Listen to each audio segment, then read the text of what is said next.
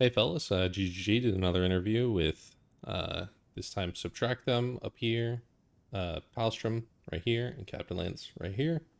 Uh, Talking about PoE 2 and some PoE 1 stuff as always. So let's check it out. I haven't heard, I think I'm 2 days late to reacting to this, and I haven't heard anything about the interview, so maybe no bombshells happen, no further delays, hopefully. But we'll just have to listen in and see what's going on with PoE 2. You guys ready? You guys ready? Again, by the way. Oh, and I We're ready. Ready. checked the audio a lot more this time. All right. Hopefully it's a Hello. lot better than last time. All right. Welcome everyone. Today, as I gave them a little lead in, me, Palstron, and Captain Lance are interviewing the gracious Jonathan Rogers up here at 9:01 a.m. in New Zealand for them. Very early for a game developer, as he was just telling us a few minutes ago. We're going to be asking him some questions about PoE 2. Very exciting. We got a whole host of them to ask, and we're ready to get going. I don't know if any of you guys want to introduce yourselves or anything. Feel free to go around the table and just say hello real quickly. Play this game. Oh, hello. Yeah, my name's as you just said. My name's Jonathan Rogers, and I'm the game director on PoE 2. Not much else to say. Lance. All right, I'm Lance. I play a lot of PoE 1s. I'm an addict, but I'm really excited for PoE 2, and hopefully gonna try to get some good answers here. We'll see. I'm Pal. I make PoE stuff as well. I'm also an addict. Answers. So yeah, I make YouTube stuff, Twitch stuff. All right. Okay, let me let's see, getting some feedback that Jonathan's a little quiet. Let's see if I can turn him up. I'm gonna turn him up to 200% volume. Okay then. All There we right. go. All right. Yeah, you guys let me know in chat if the volume is down. And yeah. All right. Hey, Jonathan. I was at the LA event. If you Right. didn't know, I don't know. I mean, there was it was very busy. Honestly, I wish I had had more time to just go around and talk to everyone. But it was a very tight schedule because I was flying out that evening. Yeah, he, like, flew next time we in, do an flew event out like that that, I'm same definitely day. going to reserve more time to just walk around and chat to people and get to know them a little bit better. Yeah, happy to be able to talk to you now. So with that feedback, yeah, I am the only person of these three people that has played Path of Exile 2 yet. I was also at Exile Right, 1 okay. too. So I've played it at. Hey, real quick, how's the game audio compared to them talking? I need to lower it. Both of them. So that's gonna be my perspective. So the first thing that I wanted to ask about, I think, is probably the biggest thing that we've seen so far is WASD and what WASD has done to the game. The fact that you had to rebalance it. Oh, hold on. fun. People in YouTube are saying that we're getting all of the tech stuff sorted out real quick. Hopefully, I'm gonna just turn these things on. All right. Hopefully, YouTube has sound now. No, don't change your WASD audio. dramatically changed the game in some very interesting ways. You know, I'm not going to try to lead the question with my opinions on it, but it felt like I was playing a very, very different game, and you clearly had to rebalance the way that monsters worked. Very, very interactive gameplay, and I just want to start off asking how, you know, what's been the feedback from that so far with that big of a change to the game, Okay. and you know, are you gonna go further down that line around WASD, and you know, we'll just open open-ended there a little bit. So definitely, we've had a huge positive response from that element. Like, I think that was the thing, honestly, that surprised the most people at that event about what the feel of that was like and how much it changes the game. I definitely think that, I mean, I've even said there, you know, like the way it changed the game, like we had to be really open-minded to the kinds of like implications that would have. And I think probably one of the biggest ones there was trying to get rid of the idea that click to move and WASD necessarily have to be completely balanced against each other, because when we first did it, we kind of had this idea of like, oh, you know, if we put WASD in, we have to make it so that click to move people aren't disadvantaged by that. And I think that the change of mindset around that was really important because it led to like a huge amount of things that we could that we could improve on.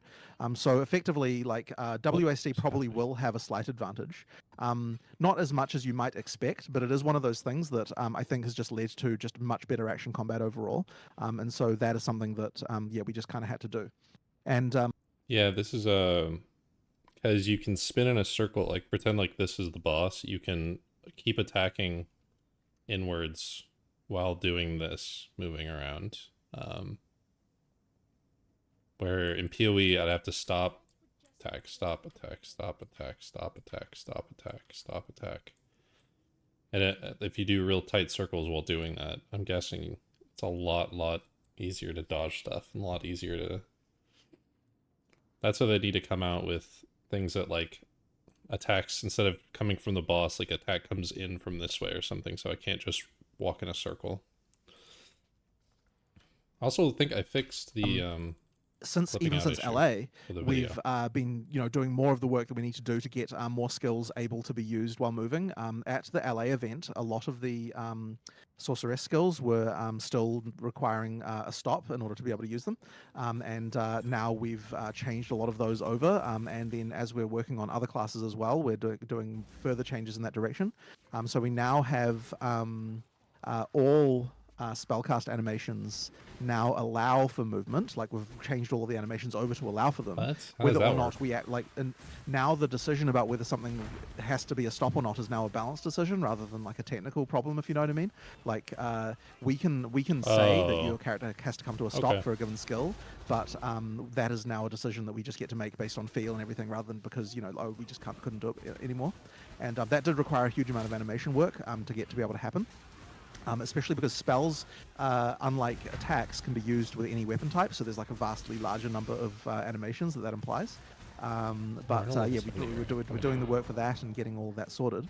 And now as I said, it's just a balance thing. And so what that'll mean sometimes is like, skills are gonna be as you start using the skill, your character comes to slows down slowly and then speeds up again afterwards and that kind of thing. It kind of just depends on the feel, but it is nice to be able to have control over that, and I think it's just really improved the game. Run and gun DD. Yeah, I mean, yeah, go ahead, Palstrom. Oh no, I was gonna ask, since you now basically have this new game that you want to feel a lot different. There's other games in the genre that just came out recently that also try new stuff. Like, for example, you talked about Ori, how you really like that game. And now that No Rest for the Wicked is out, do you have any thoughts or maybe takeaways from how that game was received in general? Maybe some things that have you reconsidered stuff?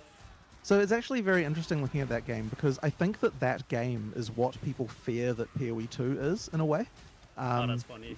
Like, because like that game is really what you get if you really slow the game down, if you know what I mean. Like that is very much a much more slower paced game, like stamina and all of those kind of mechanics from those games. And so really, hell no. Yeah, I mean that game, I would say, sure, durability. That game really is durability as well. Holy shit. Okay, so durability aside, right? Because I think that's a different type of mechanic than the combat stuff that we're talking about. So as far as combat goes,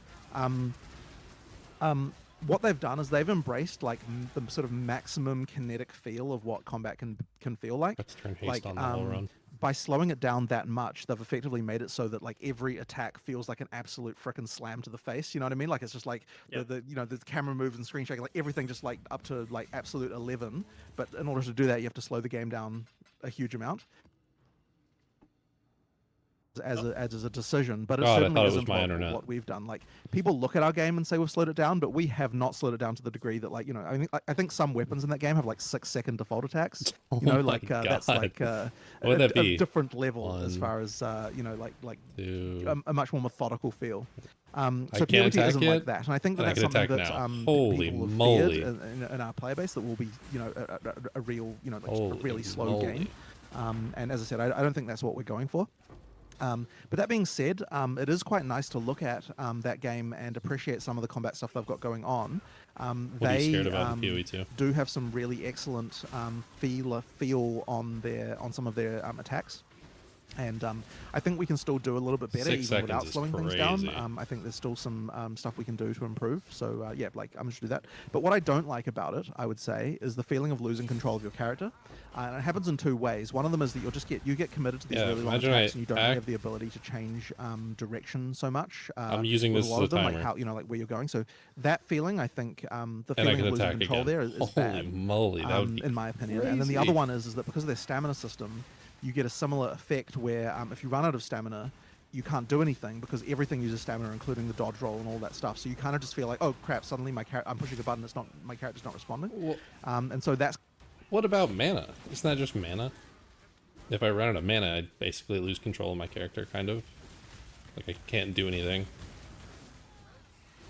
As long as it's not stamina and mana. Like if it's like different. I don't know. Maybe I have to play the game to understand it. It's kind of the part about the combat system that I don't like, is just that feeling of losing control. Yeah, I guess that's kind of where I'm at with that. But as I said, where they have succeeded really well is just the kinetic feeling of hitting stuff does feel really good. Yeah, just not the same type of game in the end, I think. So yeah, that's pretty interesting. I don't know if you guys have any thoughts about it. If you guys have been playing it, really good. What do you guys think about it? I've mostly just looked at the reviews and I've seen Right. gameplay of it, and Right.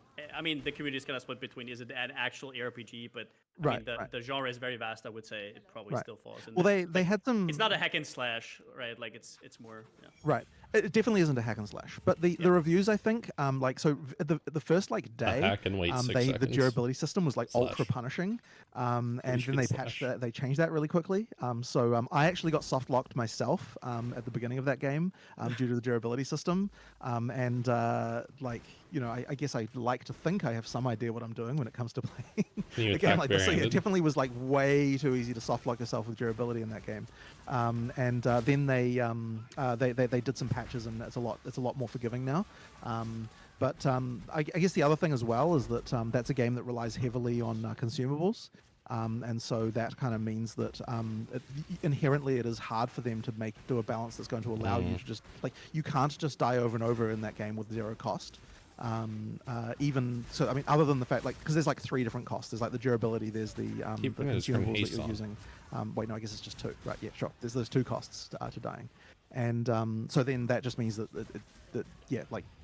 it changes the feel, I think, in a way that I'm not so that's the way that you get soft lock. So in PoE 2 though, you can die to a boss and it's fine. There's 0 cost to that. You just die, you try again, and it's fine. I mean, the only cost is the time you spent. What about the mana? Playing Or not against it. mana, the And XP. so that quick reload, I think, means that we Saying can be there's no more XP punishing on cost to bosses dying? than if we didn't do that. Whereas they've got punishing bosses, but also the cost. So yeah, that's kind Jonathan of Leak. the issue there. So yeah, that's kind of my feelings on that game. I definitely am keen to play more of it. I got to the end of the content, I'm keen to try more. I sort of vacillate between whether or not I really love it or not. I definitely have sort of a few mixed feelings, but I definitely think there's a lot of potential there. So I'm definitely keen to play more.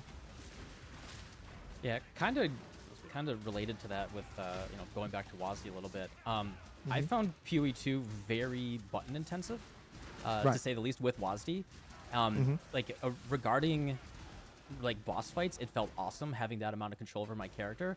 But I do have to say, fighting trash monsters and going through just, particularly if you died and you have to redo a zone, and really taking your time methodically through all those encounters, that type of gameplay, is that intended to kind of stay all the way through PoE until the end game, or is it just we're kind of building up into something a little bit different and things get a little bit more automated and you kind of can get into more of a flow state? So I guess there's a few things I would say. One of them is that for the amount of time that you had, I don't know that you necessarily had enough time to kind of build the level of it's because the game's so different than what you're used to playing. I don't know if you've had time to sort of build the muscle memory of what you're doing with your character to kind of get to the point where you do get that flow state, because I definitely feel like you do get that after a few after several more hours. For reference, unfortunately, I played Sork, so it also, right. Okay. Sure. it also comes with that. Yeah. Right. But generally speaking, when you're fighting against trash monsters, I wouldn't expect that you use most of the time more than kind of sort of 3 to 4 skills. But the main thing is that you still get a spike of oh crap, here's a monster that's gonna that's gonna be hard. I need to think about this for a second. You know what I mean? And I think that having that moment of having to a new challenge has arrived, I need to actually do that, sort of keeps the engagement up, which I quite like. There is more automation towards the end game. So we've got all the spirit systems, and so you definitely get to that point where things get more where you can effectively choose to do more automation at the expense of potentially some efficiency. I thought he was gonna say I damage. do want to make sure that there is a certain level of engagement, and especially in the case of bosses, a boss should feel engaging to fight against. I really don't love it when you kind of have the you kill a boss in 5 seconds, and sure, that can happen if you get really ultra geared, but I prefer at least the first time you fight a boss generally it to feel like there's some challenge. You have to learn the mechanics and do some and do some stuff around that. So that's the main thing. I just don't want people to trivialize bosses too much the first time they fight them. So I wonder if when they're doing all this testing, like I'm playing 5 different characters, and when I swap between them, hell, when I was swapping between the Armageddon Brand and Ice Nova, it took a lot of like maps before I was like, okay, this is the rotation, this is the rotation, and not just misclicking and doing all that stuff. And I wonder if they run into any of that, and they're like looking down at their keyboard, like, which key was this for this new keybinds and stuff. And I wonder if any of that happened or not. Obviously, you're going to get Or like good majority to of the that was point where you happening. can start to really do that, and that's just the nature of an RPG where you've got stats and everything. You can, you can pump your stats to the point where you're just really awesome. But yeah, ideally, at least the first time, you're taking the boss seriously. In the LA demo, I think there were a few characters who managed to trivialize some of the bosses by like in certain ways, and that wasn't fully intentional. Like you should be able to find a good item and kind of do very well, but there were a couple of people I think who like who Done managed no to balancing yet. find a few strategies that I think were not quite right. But yeah, that's kind of the something that happens. I guess, Scary, and we'll work it because out. if But I think the other thing as well, post LA, is that I guess there were Take two that other pieces away. of feedback. One of them was that people falling gonna into like it. like not having good enough items, and we've tried to solve that with gold. So we increase the amount of gold that you get quite a lot, and that means that you can fix your problems with the shop a lot more easily. And the other one, big one, was the flask system, and people unhappy with that. So we are actually changing the flask system as well. Oh, change the way they look. Yeah, They so look stupid. I guess it's interesting because when we looked at the issue there, the main thing that I wanted to make happen was that player state matters more. Wait, I just And, absorbed in what he PoE 1, said. It's very easy for flasks to like for you to effectively just have Let 'em infinite cook flasks. Like you first kill a before pack I and say your it. flasks are just factor full, and so effectively your character is just the same after you kill a pack as it was beforehand. And I wanted to address that by making it so that white monsters didn't drop flask charges. But the problem we ran into I'm was so effectively there's confused just about very that. little tolerance for having to go back to town in order to recharge your flasks. And it was interesting because when I look at other games that have mechanics like that, they tend to like there's a lot of, once again, you've got the kind of Elden Ring style games, where they've got like a limited number of flask charges and that's fine and it works. They regen though. They seem to be fine with that, but in PoE it doesn't seem to be fine. And I was kind of like questioning like why is that? Like what's the reason why? Because they And it regen felt in like Elden the issue Ring. was that we're in this kind of middle ground with the version we have. So it's like we could either go more hardcore or we could go more casual with regard to this. And so, you have if we were like we life we regen. did decide to go like basically walk back to more like how PoE 1 is in this regard. But the way we could have decided to go was like more hardcore. We're effectively like what if we just like straight up like didn't have town portaling? Like what if you just had He's to like yapping and get I'm through a forgetting zone what I was without gonna running a say. flash charge or something like that. So we sort of discussed that for a while, but in the end we rejected it, and we decided to basically go to a more PoE 1 like system. But the one change that we are Oh, making, that we still need to make sure that is actually going to work, that I think will improve things with regard to PoE 1, is that in PoE 1 all monsters give you a single flash charge, and I think that actually isn't good, because what it means is that fighting big monsters and fighting small monsters, you have to effectively balance the flash charges around fighting lots of big monsters, because if you have lots of little monsters, and then Hey, what that he's means is yapping that too all much. little I'm forgetting what I was monsters gonna say.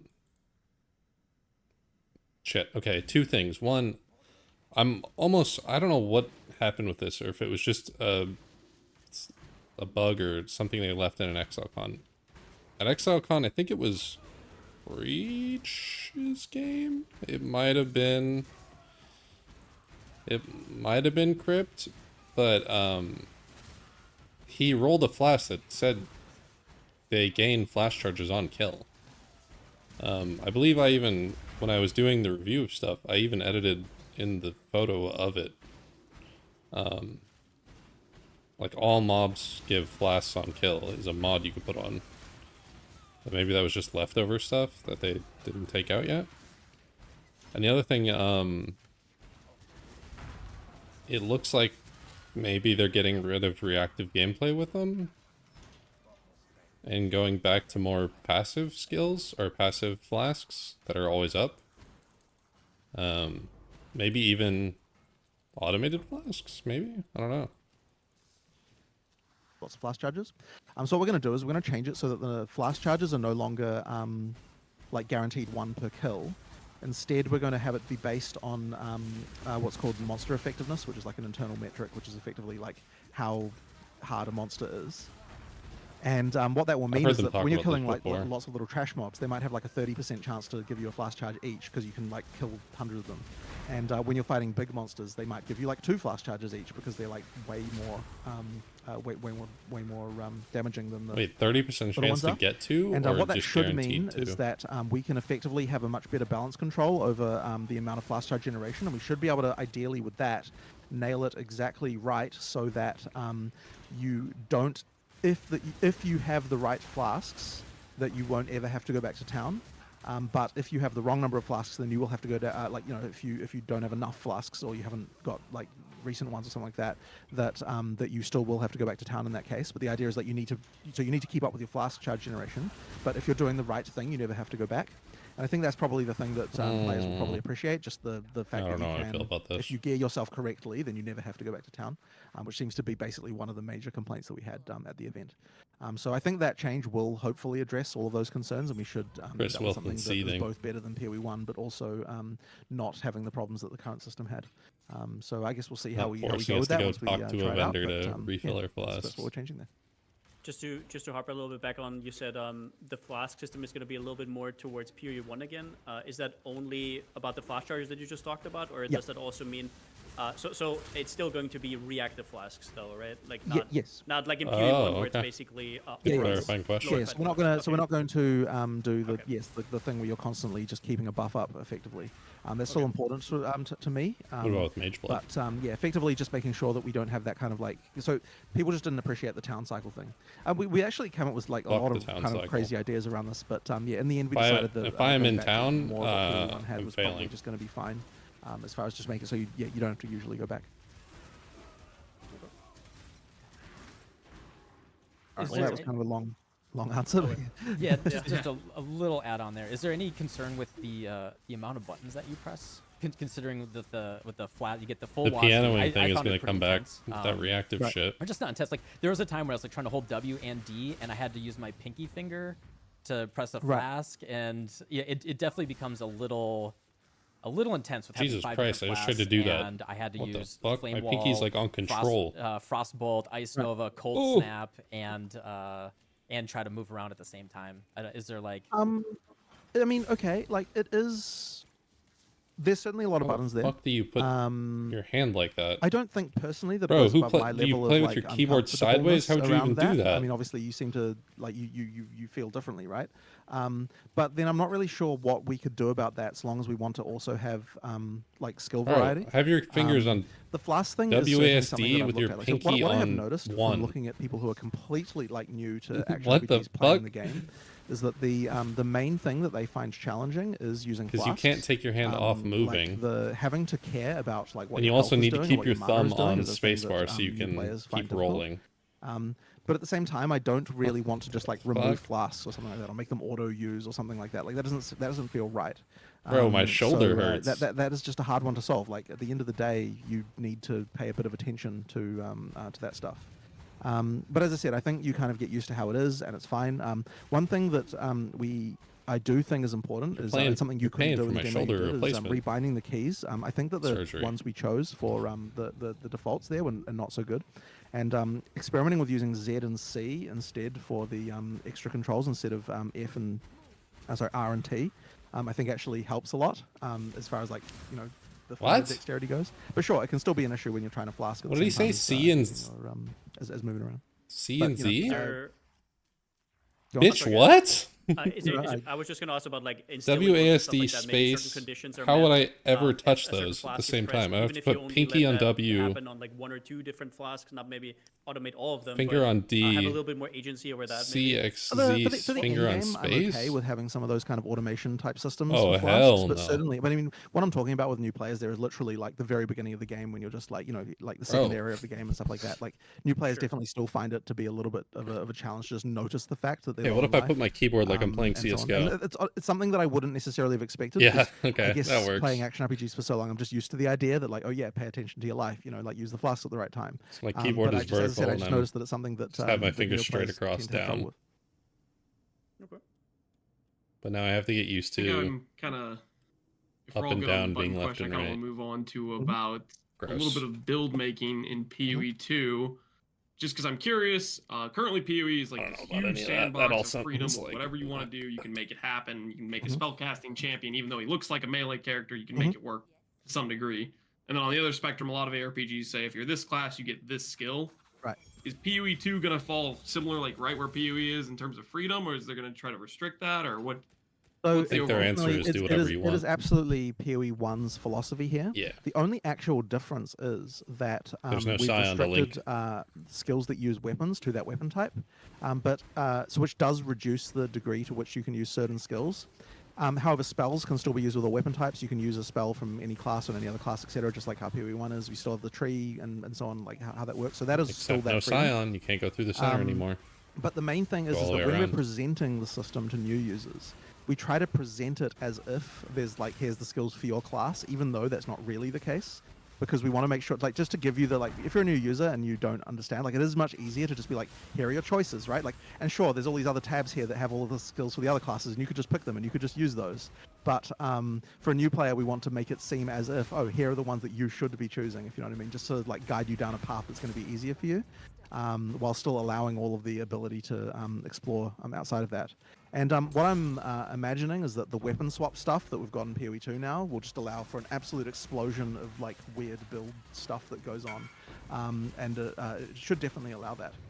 Okay. One of the other things I'll look that at it in a happened second. that maybe I believe it was in the LA build, but I can't remember, is that attributes now, you can choose which attribute you want. Like all attribute nodes allow you to choose from any of the three. And that's actually partly to allow for making it so that you can more Huh? easily go into other class What the fuck? specializations, even from the early game if you want, while starting still in the place for the class that you're starting in. So we're definitely keen on the more sort of sandboxy build design thing. That's There's still no our more philosophy. connector nodes. That is They're- awesome. I was hoping you'd say that. I just Oh, okay. Well, and that's then new with allowing information. people to have that sort of focus initially will solve the other problem of just throwing so many skills at them. It That's kind overwhelms, of but then it crazy. takes away. What? Awesome.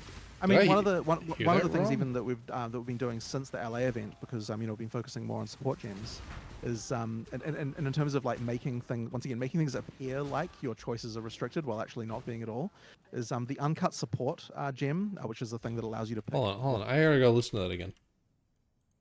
Just throwing so many skills sort of.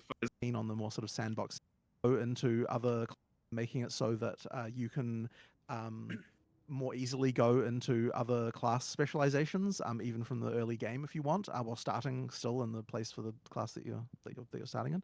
So we're definitely keen on the more sort of sandbox Go back far enough. attribute you want. Like all, I can't remember, that happened in that maybe I believe it was in the LA build, but I can't remember, is that attributes now, you can choose which attribute you want. Like all attribute nodes allow you to choose from any of the three. What? And that's actually So, like, partly these to won't allow exist. for making it so that you can They'll be pick one of more three. easily go into other class specializations, even from the early game if you want, while That's starting still in the place for the class crazy. that you're starting in. So we're definitely keen on the more sort of sandboxy build design thing. That's still our philosophy. That is I get- awesome. I was That's hoping you'd really say that. crazy. But and then With- allowing people to have that sort of focus initially will solve the other problem of just throwing so many skills at them. It overwhelms, but then it takes away. Awesome. Right. I mean, one of the things even that we've been doing since the LA event, because we've been focusing more on support gems, is and in terms of like making things appear like your choices are restricted while actually not being at all, is the uncut support gem, which is the thing that allows you to pick what support gem you want to pick. The way the UI for that works is that you can click on like a socket that isn't filled for one of the skills that you have, and then it shows you what support gems could go there that would work with the skill that you've got. And so once again, it really very much looks like the kind of system where like you've got a skill, here are some ways you can expand that skill. But then reality, of course, you can just pick, from any of the support gems that you want, and you can freely move them and so on. But it's just by presenting it that way, you kind of just get that like much better ease of use, and like the idea that like, you know, like it just looks like, oh, here are some things that are going to improve the skill. So that kind of presentation really does help, I think. So I guess to go back to that, so you guys want people to press more buttons, They want to have more than one skill being used, and the way you do that is obviously with a lot of synergies towards the skills. Do you have just exactly what Lance said right now? Do you have any consideration that this might be leading to a gameplay where it feels like you're kind of shoehorned into certain skill combinations, where it feels like the devs are kind of making the build for you? Or I hate that. That I is hope to something God that this doesn't our happen. devs take very seriously. Like, it definitely comes up all the time. And anytime we're ever talking about the skill works with that skill, there's Yeah, we always had this the issue for a intention long to try time. and broaden the conditions under which it occurs. Still So, is for example, with that, having a really bad problem with it. the ranger that I showed at the meetup. You've got the lightning bolt that hits the ground, and then you can use lightning arrow to bounce arcs between it.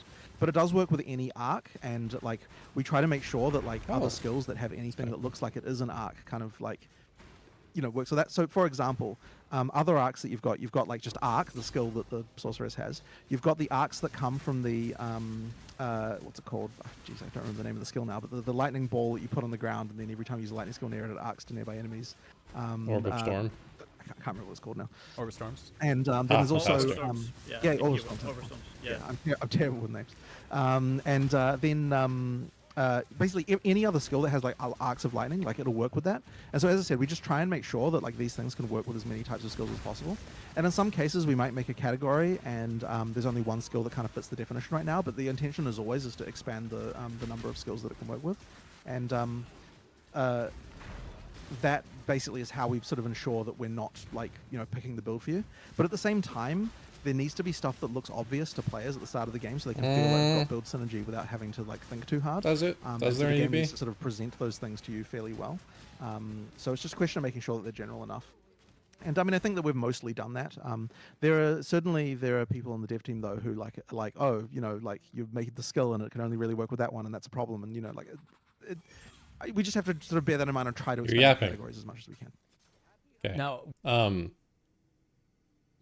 what do you, correct me if I'm wrong, but the skills that come to mind with this are EDC was the build for fucking what, like 3 years, the best build, maybe 2 years, and that was a combo skill that GGG purposefully made and put in. And now we have another combo skill that they have is DD, Desecrate and Detonate Dead, and Cremation. Not maybe intentionally working together, but it seems like when they do combo skills, they're always just the best skills. Orb of Storms, Spark. What else? I don't count any of the Mana Forge stuff. Hell, Ice Nova Frostbolts. The combo skill too. They seem like every time I think of a combo skill, it's just they're the best skills. I don't know. That's scary. with that said, are we anticipating that it requires that amount of Oh yeah, you linked me something. like an insane amount of work to make a build that works in the end game, or with some of the curated skills that have that synergy, are we anticipating maybe a first or second time player being able to kind of This Adi is just weapons can just drop mirrored of each other. They the first one is just identical to the second one. The second one can't be changed because it has to be identical to the first one. So yeah. logically put together something that works and feels decent in the end game? Because PoE 1 absolutely like lost that years ago. Right. That's a very hard question to answer, I think, because it depends a bit on your definition of what endgame even is. Like, I think even a basic player can come up with something that's going to work in like the first few tiers of maps. That shouldn't really be an issue. It's a question of how deep should the point be. Like, how far into the end game should it be that you require that you've done something that isn't obvious? And I don't even know really what the answer to that question should be. Like, you want to Your have first room click for your skill on to the improve. beach. Like, that is important. But then at the same time, like, you know, they're kind of no one feels like they should ever get to the point where what they're doing isn't okay. Like that kind of like it can be sort of a bad feeling. So that really is a bit of a tough one, right? Like how do we define that? And I really don't have an answer. I know All I I'm can out of the say norm is with that that. we'll just I go like by that feel feeling and see what we a end up lot. with. But I know I'm It's not really the hard to have a more compelling answer to that question than that. But effectively, yeah, that is a tension for sure. And ideally, we can, at the very least, you need to be able to get through the campaign, assuming that you're not like a complete idiot.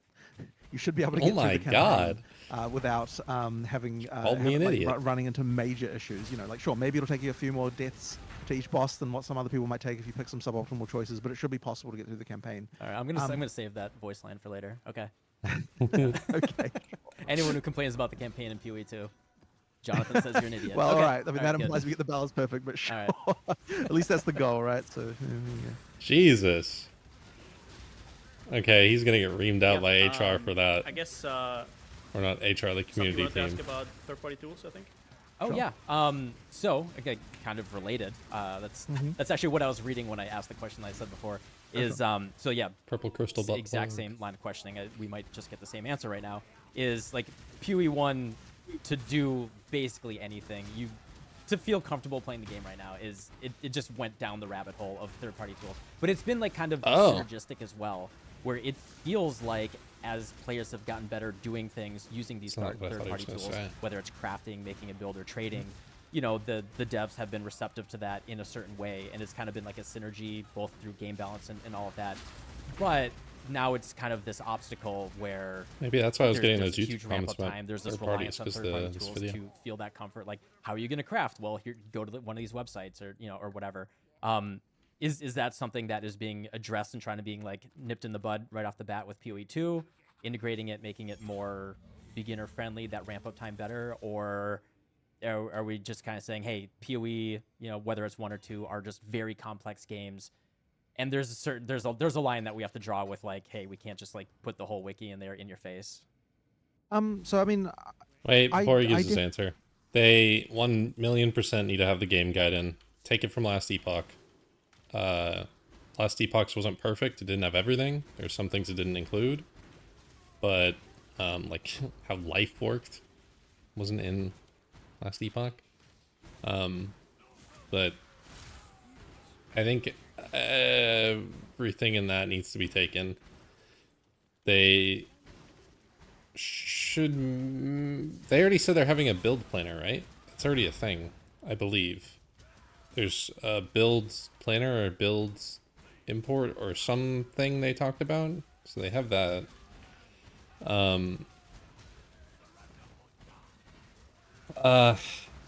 They need to make their leagues a little less, not a little less complicated, a little less, not intimidating, a little less, complex is not the right word that I'm looking for.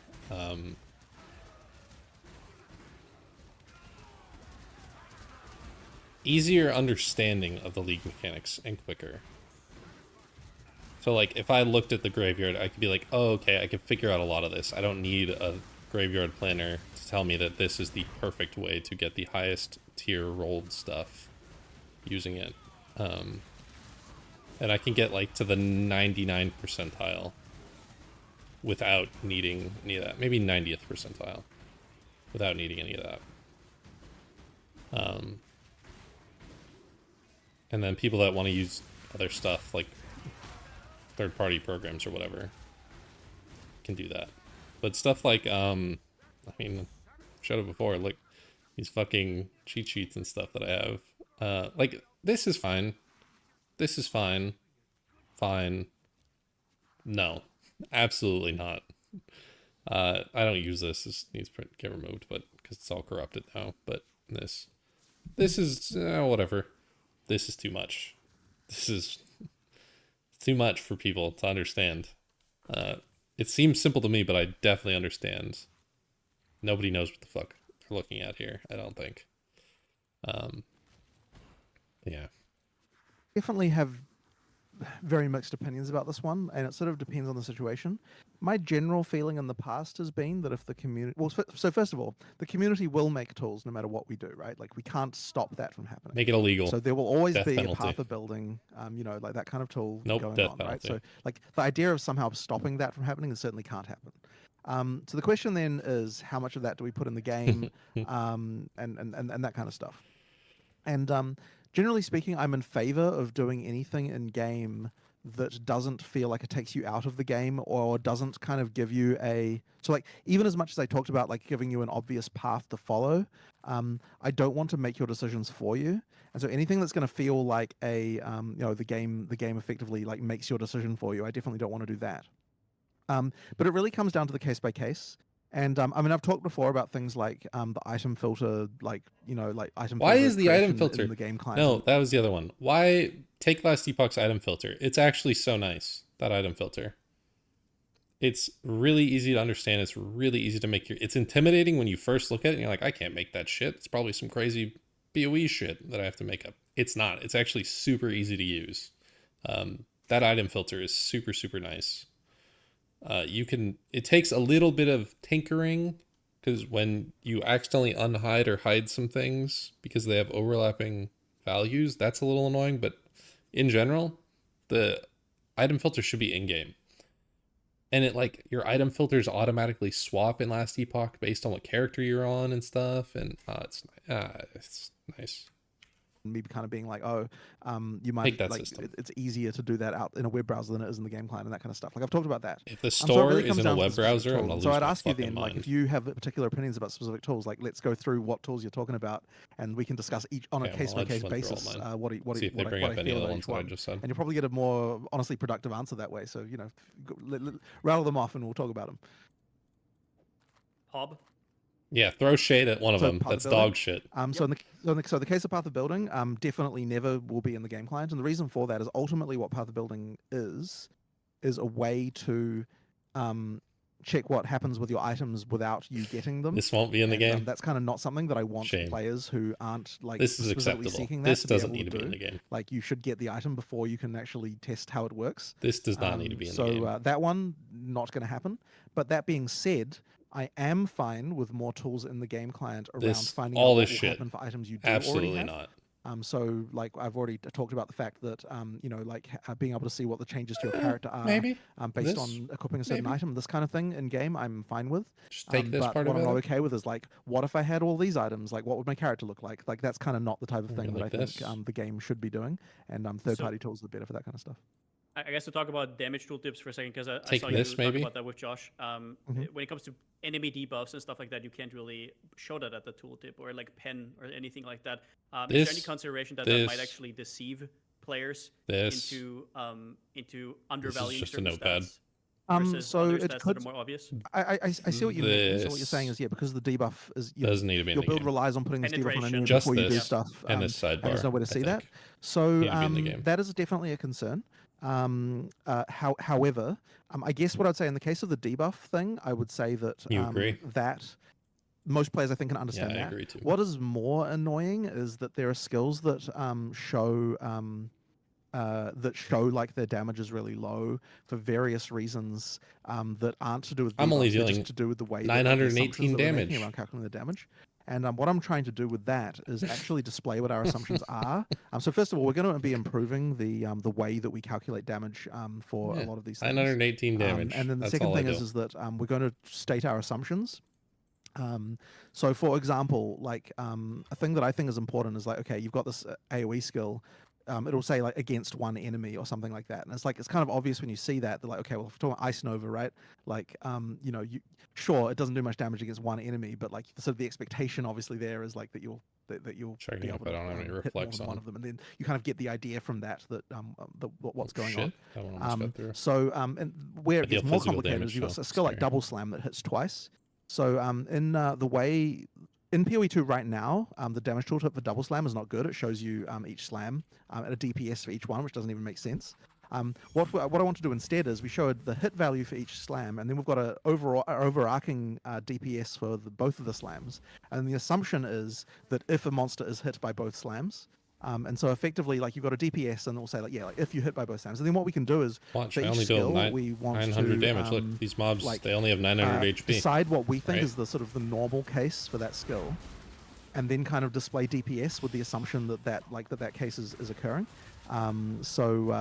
Like for a skill like the ice combo, we have to use it 3 times in a row. Like we'll show DPS as like assuming you use all 3 parts of the combo. And then that way we can kind of like establish that. So effectively, we do have to do some custom work for each skill to make sure that we understand like what the right conditions are.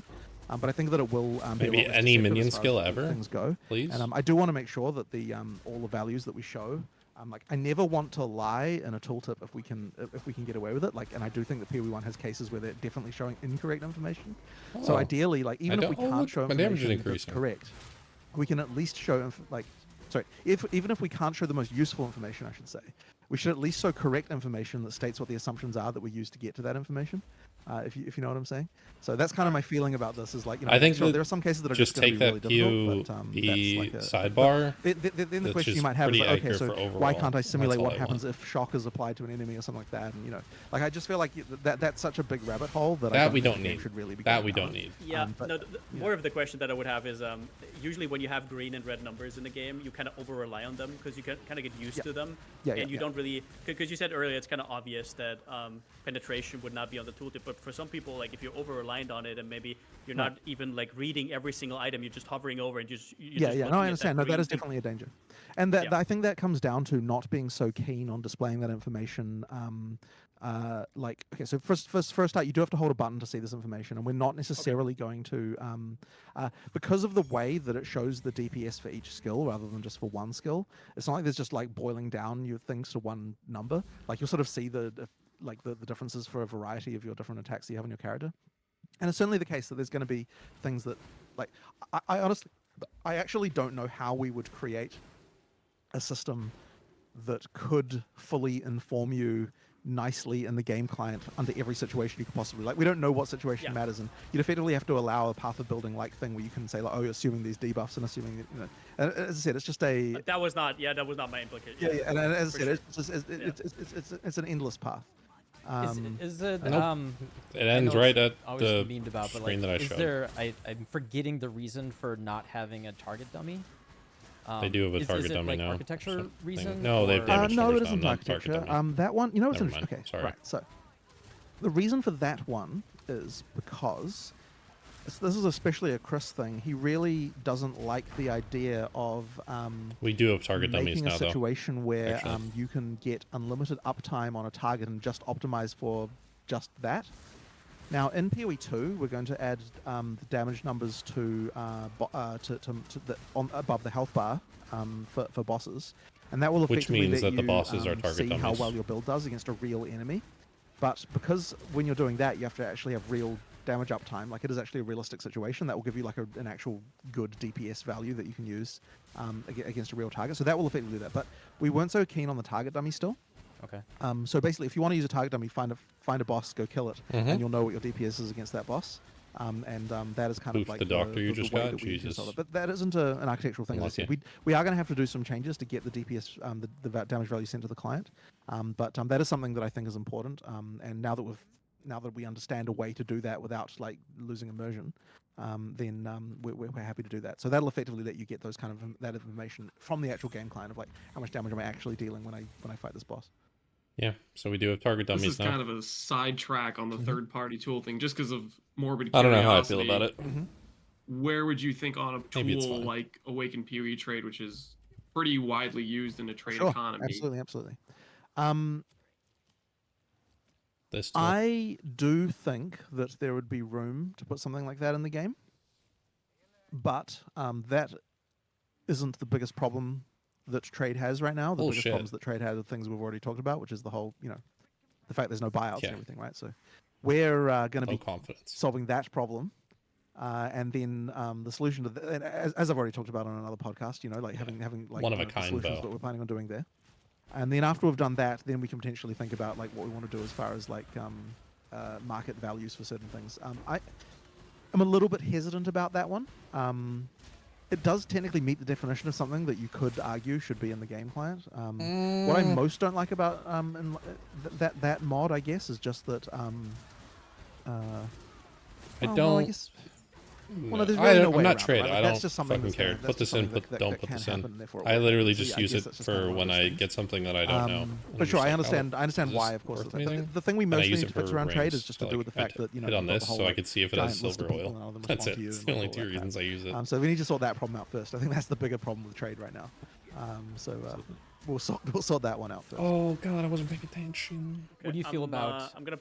Oh, go ahead. Sorry, Go on. Yeah, what do you feel No, no, about please. just the last third-party tool that I'm thinking of right now? It's just like things that desecrate the GGPK and they explode it and they get all of the stats and everything. Sometimes kind of inaccurately, we've seen as well. Well, that's going to happen. PoEDB? Ideally, Is that what I he's would talking about? actually want to put as much information server-side only as I can and as little on the client as possible. And I don't know if I can really explain that philosophy other than just the fact that in general, like, I'm a believer in the idea of just like information security and not exposing any information that isn't strictly necessary to the client. That being like, I mean, it would be nice if I had like some weeks without anyone bothering me. I would love to go and like improve all of that stuff so that we can hide way more information. But ultimately, anything you send to the client is fair game for people to reverse engineer, and that's just how things are. So you know, like I don't like some developers. I think feel annoyed when people reverse engineer their stuff, and personally, I'm kind of like, yeah, sure, it's going to obviously happen, right? Like it's on us for putting that information in that package. If we put something in there, we should expect players to know it. So then to me, I'm just like I just like the engineering challenge of like, hey, what can we not have the client know? I'm of that opinion. So yeah, we've got a few things around that to like make it so like we I am don't of that show like opinion too. certain things that are very easy to separate, like drop rates and so on, are very easy to hide in the server. But there's certain things that are just TOE very wiki is inconvenient illegal. to not, Jail time. to split between the client and the server, and we didn't do the work to get that done. So yeah, I'd love to improve that and just have even less information in the the client package. But you know, we've got what we've got for now at least. So I'll try and pull the conversation a little bit into maybe something we haven't heard yet, like endgame, for example. We've heard. This is sort of endgame related too, but it's information related. This is something I've always thought that it would be interesting for them to at least try one league and release the patch on hardcore SSF with a race, like do like a $20,000 race or whatever, and so it's only released on that, so nobody can like go to standard, check all the shit out, run the boss 100 times before they try it, and like see a bunch of people run it and all that stuff. And people like start going, and maybe no patch notes either, and like nobody can like deep dive the game and anything beforehand. That would be really interesting. I would really be interested to see like the community coming together and like, oh, I tried this boss, I died to it. What did you die to? Oh, it looked like red. It's fire. Maybe this is a fire attack. Just stuff like that. It'd be really cool to see them do for one league, just to try it out. Instead, it's, people do all the content in standard in half an hour when it comes out and post and see everything instantly. I don't know. Not a fan of that. Heard a lot about campaign, and obviously That's what the Mark level was of talking campaign about is doing important with for Gauntlet. even in the RPG, right? But what's important for people coming back is like end game, Sure. gameplay loop, stuff like that. And even if you can't share specifics about the end Maybe game, that's a step. where would you Not in what the would right you want direction, the but end a game step loop in that PoE direction, to hopefully. be? Do you want it to be similar to PoE 1? Is there something that you didn't like about PoE 1's end game that you don't want to repeat? Any mistakes that you don't want to repeat? Or how would you, for example, like somebody has 3 hours of gaming time after they come back from work, and what would you like them to do? Or like, how would I mean, overall, would I it think look the loop should be very similar to PoE 1. As far as mistakes go, this is a tricky one. Do I need to run a blight right now to show them no? Doesn't need to be. I didn't say that. I don't know. Like, I have some thoughts about this, but they're not really coalesced enough to really easily discuss them. But it's like it's just something to do with Say the fact some that off-the-wall I shit. liked I'm how okay the with end it. game was more sort of about like 4 years ago, and it's very hard to kind of like 4 exactly years ago. explain like what exact changes it was that kind of led to where we are now. We tried to sort of improve some of them with the Harvest. Scarab stuff, but effectively it just came down to like the reason why we did the Scarabs is 'cause The we were really, Atlas moving around. keen to avoid the kind of like, it felt like you were doing a bunch of stuff that wasn't enjoyable before each map. So ideally the device Scarabs would tutorial. improve that situation. All that stuff was 4 years but ago. then there was obviously some balance issues with them and various like mechanics that allowed them to combine in weird ways and so on. But ultimately, yeah, it's like it is going to be it's going to We be had map running that Pokemon we're doing, Bestiary. with of course the other different various end games that you can do that we like to have. You know, I'm not lots of saying I different liked any of these variety systems. content I'm that you just can- saying you this can is what approach. we had like 4 years But ago. yeah, like as I said, I don't know that it's very easy for me to specifically talk about like, okay, what exact little changes was it that led to the situation we're in right Looking now? into making a strike stacker now. I don't think it's like that What'd you bad get? really, but like I wasn't really even trying to like completely make a jump to PU1. I was just in general like how Right. you're approaching endgame and stuff like that as well. Yeah. well, I mean, as I said, the overall approach is very similar. It's just that you know, like what is it? I wish I could sort of like say what I'm trying to talk about a little bit more easily here, but it's like there was less of a I don't think I can quite. It's something to do with the difficulty of content and people's expectations around what content they can do. That is but it. I just don't know if Oh, I can the quite belt. I was exactly gonna say, assemble the right that- answer oh, around it. it's But as I said, T7 ultimately the strength end on game will it. be didn't like see the loop will be very similar. Okay. It's just a Implicit. question of like the specific details, I guess. So that's probably not a very satisfying answer, but unfortunately that's what we'll go with for now. All right. That's fair. Speaking of, encroaching more towards, Is everything level 5 now? I'm going to say, balance of what PoE2 will look like in comparison to maybe PoE1. Right now, we're Dominator currently Machine. doing a lot of cycles, or Yep. we'll have some borrowed power and some permanent power. Is that something that you liked and would want to carry over into maybe your approach to PoE2, or not necessarily? We should always Well, I just think get a when little bit of in power creep. PoE2's early days, there's going to be a lot more scope for just increasing power directly from leagues, because as we used to do all the time, and that's just because there's going to be less stuff. Now, obviously, the thing we want to try and avoid is that you don't get to the point where things become so confusing. But I mean, that will happen eventually, just naturally, because as you add more and more content, there's just going to be more and more stuff, and it'll just get to that For point. PoE3. Yeah, exactly. Like that'll happen. But at the same time, like there will be more scope for just like straight up, like just this league introduces a thing. Then if we keep the league, then we keep the power. And I think that's likely to that's likely to be happening. And I mean, the nice thing, of course, is that as we're going to be, as we're doing new leagues, we're also planning on, re-adding some old ones as well.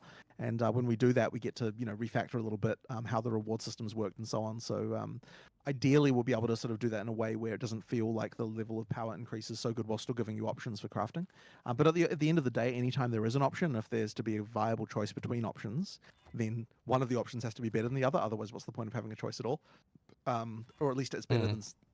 Or at least it's better in certain cases for certain players.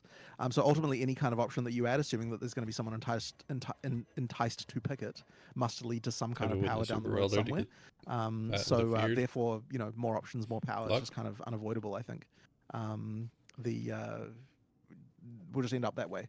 So ultimately, I guess what we're saying is that, yeah, there's probably going to be a lot of power increases over time throughout PoE2's life. And sometimes we do the whole like temporary change thing, but I think that really is more of an artifact of late, like PoE1 being so so much older now, because there's been so much stuff that we kind of have to do that to even make things. Did we get work anything still. from we can't- Sentinel League?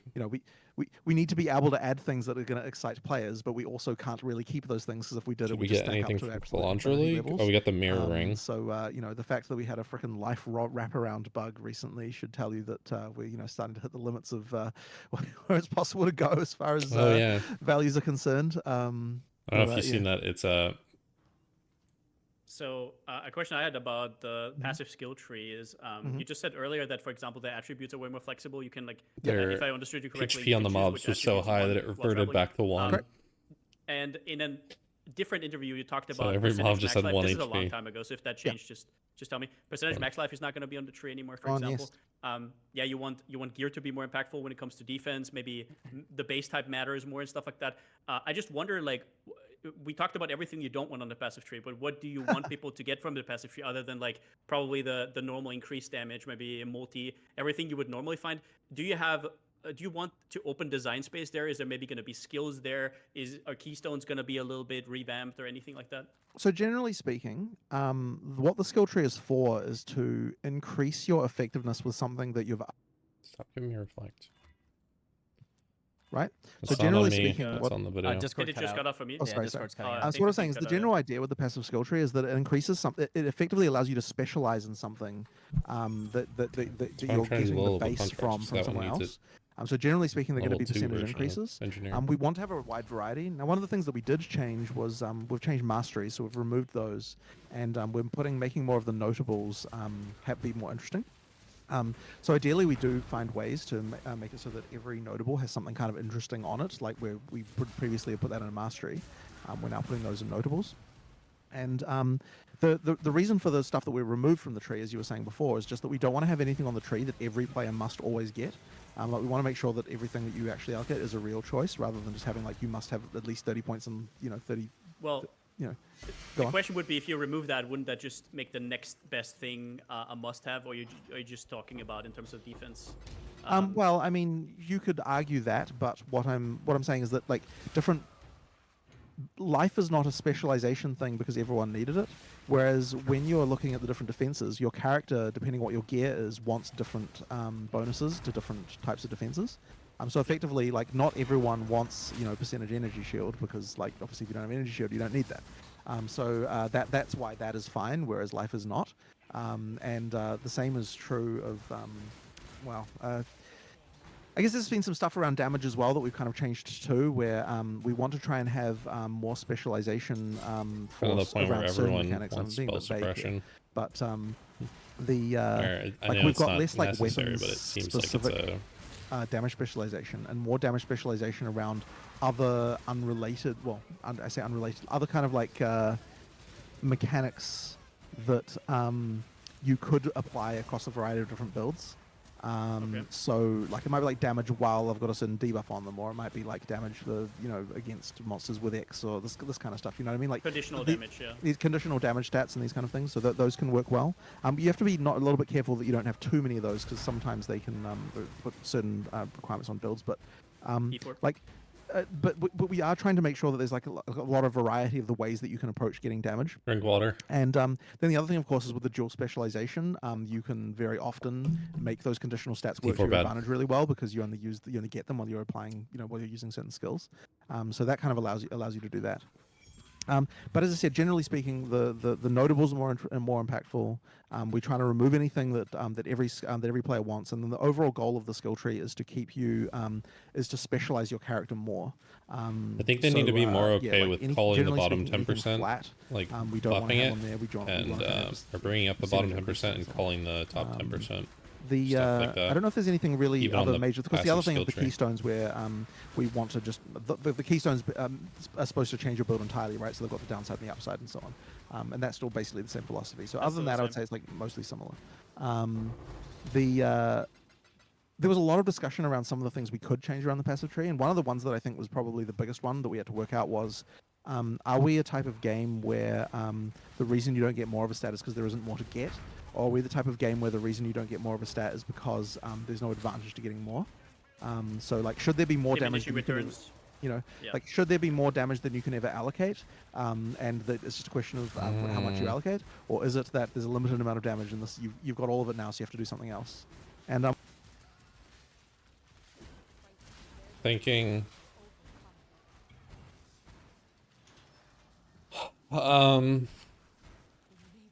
probably diminishing returns is better than there's just no more to get, because that would feel like you're finished. Make diminishing returns with harder and harder to get more and more of it, but you can always get more if you put more and more time into it, or luck or whatever. But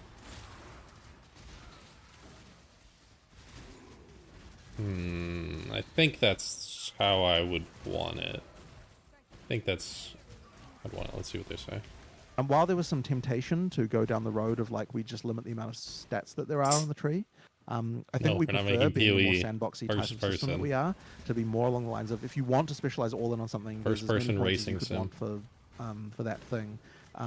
It's just that at some point it becomes detrimental due to the fact that your character now can't do, whatever else it needs to be doing. So that's kind of the road we're attempting to go down. If you ever played Which is COD very Zombies similar to what Arcade, where PoE you 1 can was- swap was- from was- third was person to doing, first although person, not entirely.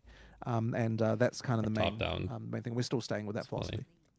I guess on that note, because you said get as many like sandboxy. Do you have any plans for cluster jewels? Do you already know if you want those to still be in the game? Or... Delirium's in the game I don't think they'll be in there at the start, because they're kind of because they said stash a tabs are all natural going to be there. extension. So I don't think they're this is gonna be fundamental there. to the system as it were.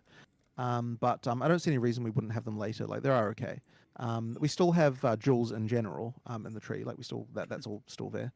I do like that. Although we'll be changing the stats that you get on them a little bit. Like there's some there's some stuff to fiddle about with there. But yeah, like in general, like I do like that system. I think it's good. So we'll clusters probably just a bit later. I think it's an easy feature to add.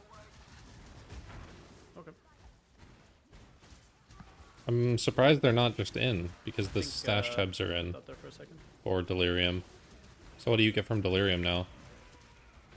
I want to cut in just because Sure. Yeah. this sticks out a little bit to me that you say percentage energy shield can exist where percent life cannot, just Mhm. because it's tied to your gear and whatnot.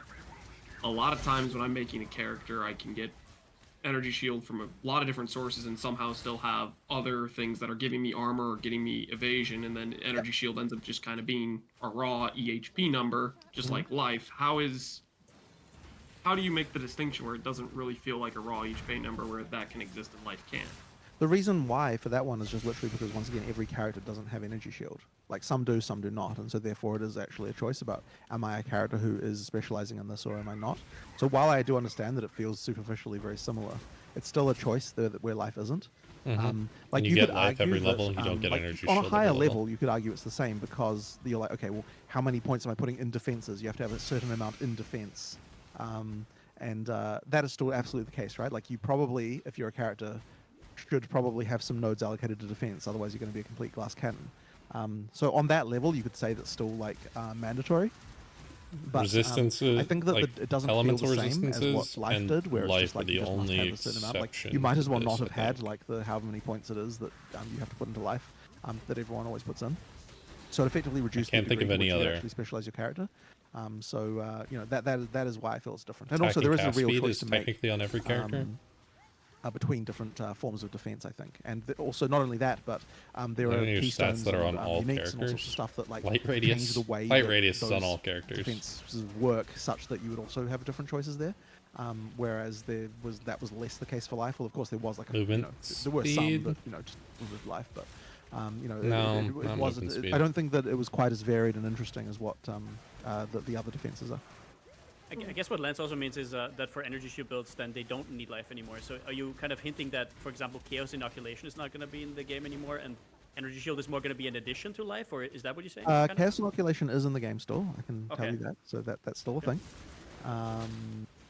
Because if you're an ES character, life is also irrelevant, just like on a Right. life character, ES is irrelevant. So that's, well, I I mean, think that's kind of the I'm equation. surprised they don't Uh, change Chaos Inoculation. Sure, I guess you could sort of argue that. To be I'm just trying to think back to the conversation. Chaos damage doesn't Inoculation was a bypass whole energy freaking mega shield. discussion I'm really recently, surprised they never due did to, that. Us wanting to change slightly how energy shield So you're no works. longer immune, but Because there's you're like a few other changes it around just no this that longer kind of like change bypasses the it. equation here a little bit. But I don't know if I have enough context in my mind still to talk about that. So yeah, we'll probably save that one for another day. But there was the concern that no, I probably can't.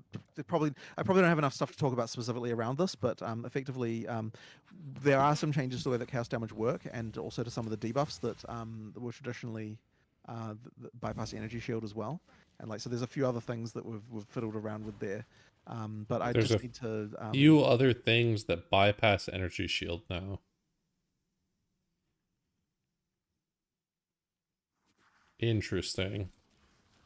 I would probably better to New talk elements? to, like Rory or something, who's like got the exact or memory of exactly do what things changed like here, 'cause I don't ignite. quite remember well enough. Now but, yeah, there's some bypass stuff around energy this shield or NCI something. and how it affects all this stuff that does matter.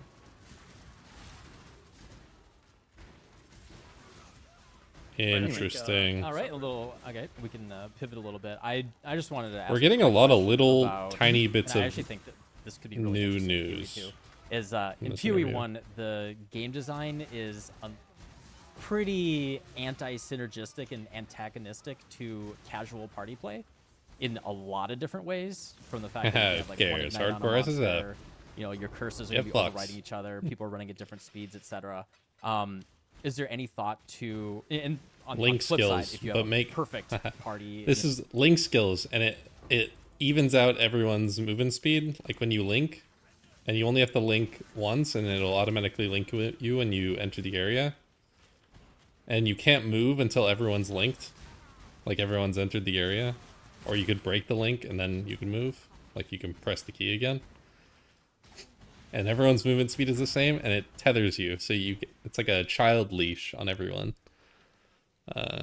So you can't run away from each other. You have to stick together. It bounces you back, not like a hard, like I can't move my character, it's like a stretchy and it bounces you. That would be so fucking funny to watch. You know, you're getting godlike amounts of loot, which is a little bit different Mm-hmm. conversation for in a couple minutes. But is there any thought to making party play and casual co-op more, Welcome. you know, easy to drop into and beneficial for players in PoE 2? I kid So about all I- this, by the way. Do think it's important, not so a change we could make based on what you just said there is we don't allow. Well, I people don't with kid about packs the to, tethering link thing. I think that would actually be cancel each so other out, as it funny were. to have like You know, everyone's like if one movement speed person's be linked to igniting, be the another same. person can also ignite or something like that. And I really don't like that idea because I just feel like it goes against the kind of basic simulation that we're trying to sort of have here.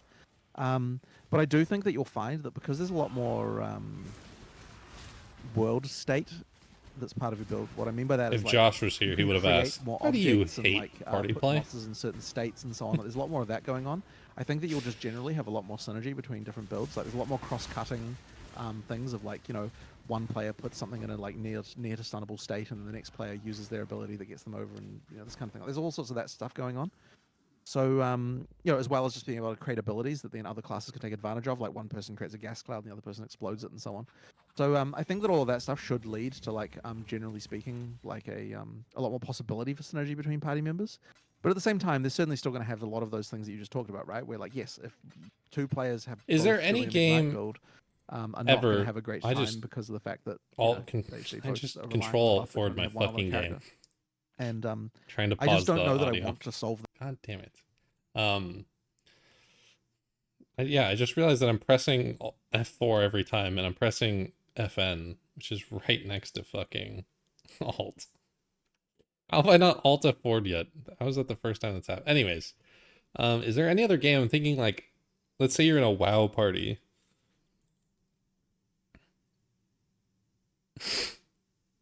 Don't laugh at me.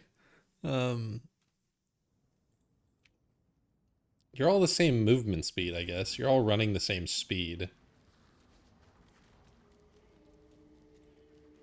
You are all doing different things, though. Like DPS and tank and healer. I guess we don't have a healer class in PoE. I wonder if they would ever do something like that. Like make healers and tanks.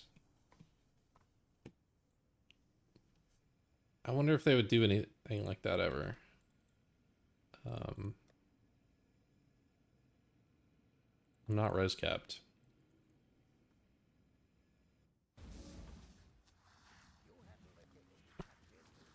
Weird to look at.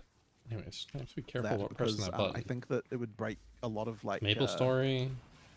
I don't know what's the feeling here of like Everyone's it's just not going to doing feel like a crazy real shit. simulation anymore the moment that you start breaking all of those rules. Yeah, I just prefer Playing not Tarkov. to. As for things like run speed and so on, I guess I don't know. It is what it is. I don't really have a. I wouldn't say that I want to change something like that. I just, you know, it. Everyone you runs you the get same what you get there. speed. All But, these games that I'm thinking of have the exact same movement speed. So the issues with casual co-op, I guess, the issues you talk about there are surely more of an issue as you get later in the game anyway, right?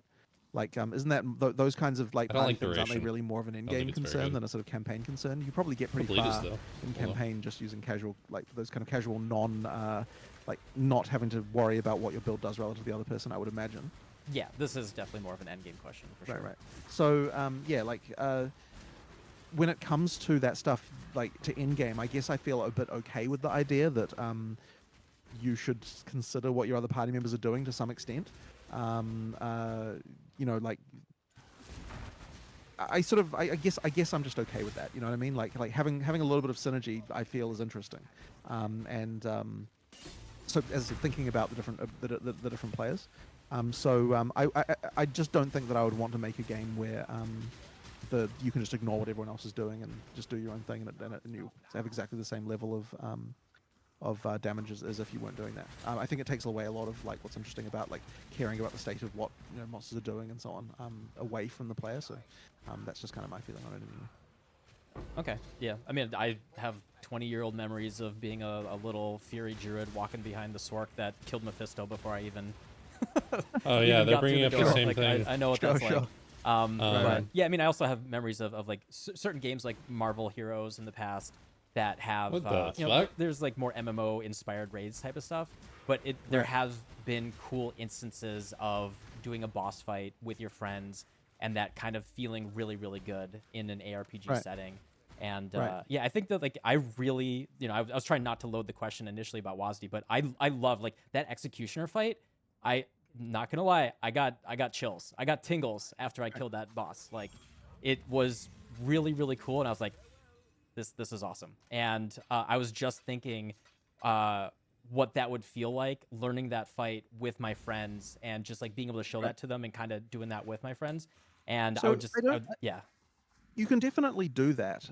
It's just that yes, there are going to be some build options that are going to be inherently cutting out there. It's just But that more like, majority I guess of people I aren't don't going to be feel like learning they that with rise to their the friends. They're level going of to the point where watch you the can't just play with your friends easily. video on easily how it's enough. fought and like what all the mechanics It's, are. it's and- really more of an in-game concern where the type of Really? like the type of scaling you're doing really does matter so much that that as soon as you cut one of those axes out due to like the Ignite example you had, right? Like if you're playing, like if you at end game in PoE 1, if you're playing an Ignite build, that's the only thing you're doing, and so therefore cutting that mechanic out is going to effectively just completely destroy your character. Like you just can't do anything with that.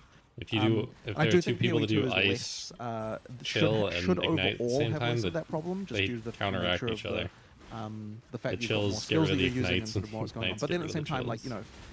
yeah, like if your That'd be build, fucking hilarious. if you're playing in an in-game context, then that implies that People would be so mad. that you're playing at a difficulty where you can only just beat the content, like because you go as high as you can go, if you know what I mean. And if that is the case, and then you play with a party member who cancels out one of your mechanics, that's going to lead to a situation where you're not as effective as you were before, and you might not be able to beat the boss anymore. So yeah, that's a possibility. I just would hope that the synergy you can get One of from your the party friends members is playing like outweighs Righteous that. Fire, and But like it's a little fire bit hard to tell without heals really the boss playing or it, some more shit. with the stuff. Like we haven't done a lot of multiplayer testing, and like especially not at endgame. Therefore, I don't think- I guess we'll just have to sort of see about that. How But yeah, much I'm of the not player base really, even plays multiplayer? I guess but I'm not how like, much? overly worried. Maybe about that's not this, fair to I say. guess How is much what I would say. Like, play I think that it should multiplayer? be okay. if I think it it will be was okay. And I'm better hoping or that something? you will have a good time with your friends when you choose to play with them. It should be okay. Yeah. PoE players don't have friends. Who are you fooling? Yep. It's, Oh, hopefully you do. Hopefully you do. None of us. Or maybe you met some of them playing the game. I would hope. Mm. It's I don't funny know a because single people there was actually some metrics that we saw that basically showed that people who start the game with a friend are like, I don't remember the numbers now, but it was like way more likely to stick around than players who don't. So being introduced to the game by a friend is actually really important as far as, and I suspect that's just partly to do with the complexity. Oh, But yeah, that's like I, something. Buddy, I that's tried you. many times. Yeah, I tried Yeah, many yeah. times, but Right. you're a statistic. Look at that. Anyway. now I'm gonna take us in a bit of a pretty different direction, just because I am a big fan of a lot of uniques in this game. Is there any chance you could give us an item you're specifically excited about that you've seen that you're like, this is awesome going into PoE 2, unique item wise? I probably shouldn't spoil any particular uniques because those are the type of things that do have that do have you know, like marketing value, as it were, to like to do like around spoiler season, which I'm sure will happen. These for interviews PoE2, are like, as we marketing slowly value. release. Marketing opportunity. But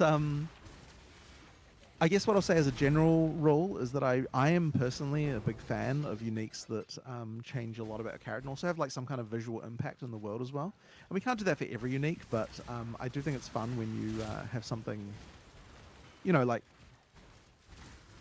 okay, like, Like 10, let's go. well, sure, I'll spoil one then. I'll spoil one for you. All right. Yeah, so, like, there you this, go. this is an existing unique, so I don't feel too bad about spoiling it and just how we're changing it. So the rat's nest in PoE2 has actual rats that come out of your out of your helmet and fall on the ground, and then Rat's the rats nest? like go to corpses and do stuff.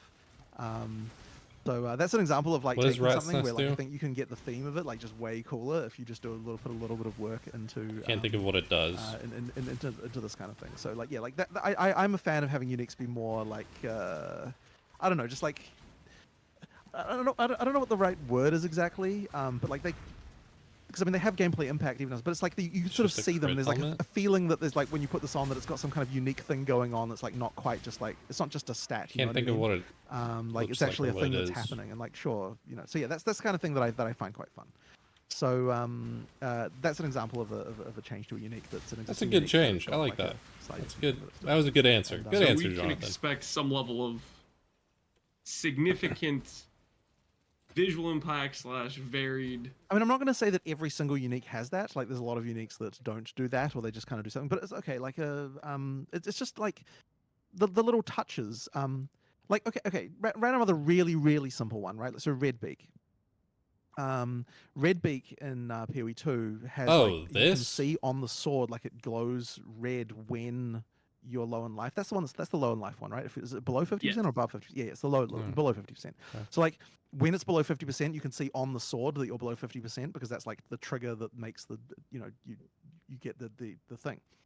So like that's the kind of thing where like just those little Petrified touches blood. can kind of like it's a minor thing, but it kind of just feels like the stat is something you can see. It isn't just something that like, Paradoxical. is just there, if you know what I mean. So that's the kind of thing where that's what I'm talking about, right? Just like little touches that make uniques feel unique. And that's the stuff I like. Well, I appreciate you willing to share that. That's really exciting. Right. The aspect of that attention to detail, I think Right. a lot of people will really appreciate, especially because uniques are always these iconic, What? Mhm. What did I simplistic just click things. on You them? look at it, you know it, and then Right. actually getting the feeling of seeing it on your character and that affects. I think Oh, that'll be a big winner. I That's really think cool. I think people will like them. But yeah, as I said, those two are kind of okay since they're both just random. I PoE1 seen uniques Maven that and we're I just was just porting like- over with like a few like little touches. But yeah, there's also obviously lots of uniques that were never in the game at all. an 18 to run. And Didn't it say higher than 18? new Oh, that did uniques say with 18. interesting mechanics, and some of them go, some of them do some pretty crazy shit. So yeah, and hopefully you'll enjoy them. So next, I'd like to pick your brain a little bit about a pretty contentious topic in the Mhm. PoE community right now, which is Magic Find. Sure. And you've already stated that it will Fuck be in PoE2, albeit It will. in simpler form. And it will be on items. Rarity's as well. gone, right? It's just or Now, quantity's gone. I It's don't just represent rarity the whole community in here. PoE2. Like I said, a very contentious topic, very split between the, Yep. the different factions. But in terms of what I dislike about the idea, it would be, for example, that it's a weird sort of concoction where you remove power from your character in order to get more items, which kind of feels a little bit antithetical to the whole ARPG power fantasy, I guess, if you would call it like that.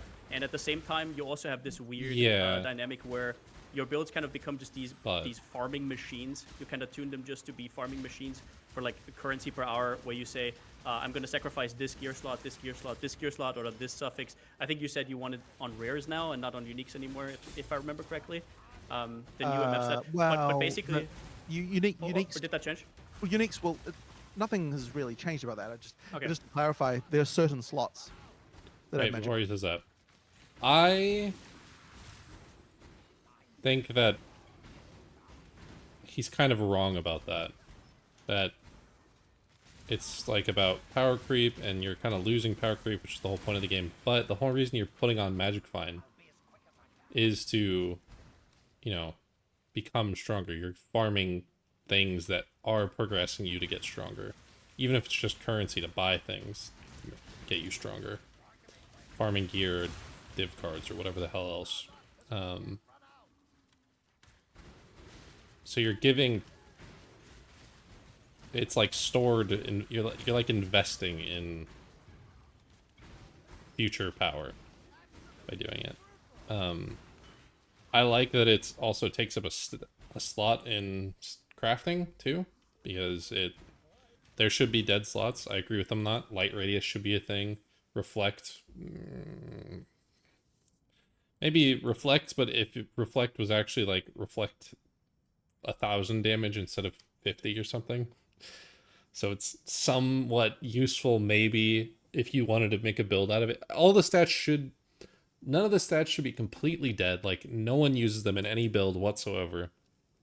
But there should be stats in there that are like, fuck, I rolled spell damage on my sword. God damn it.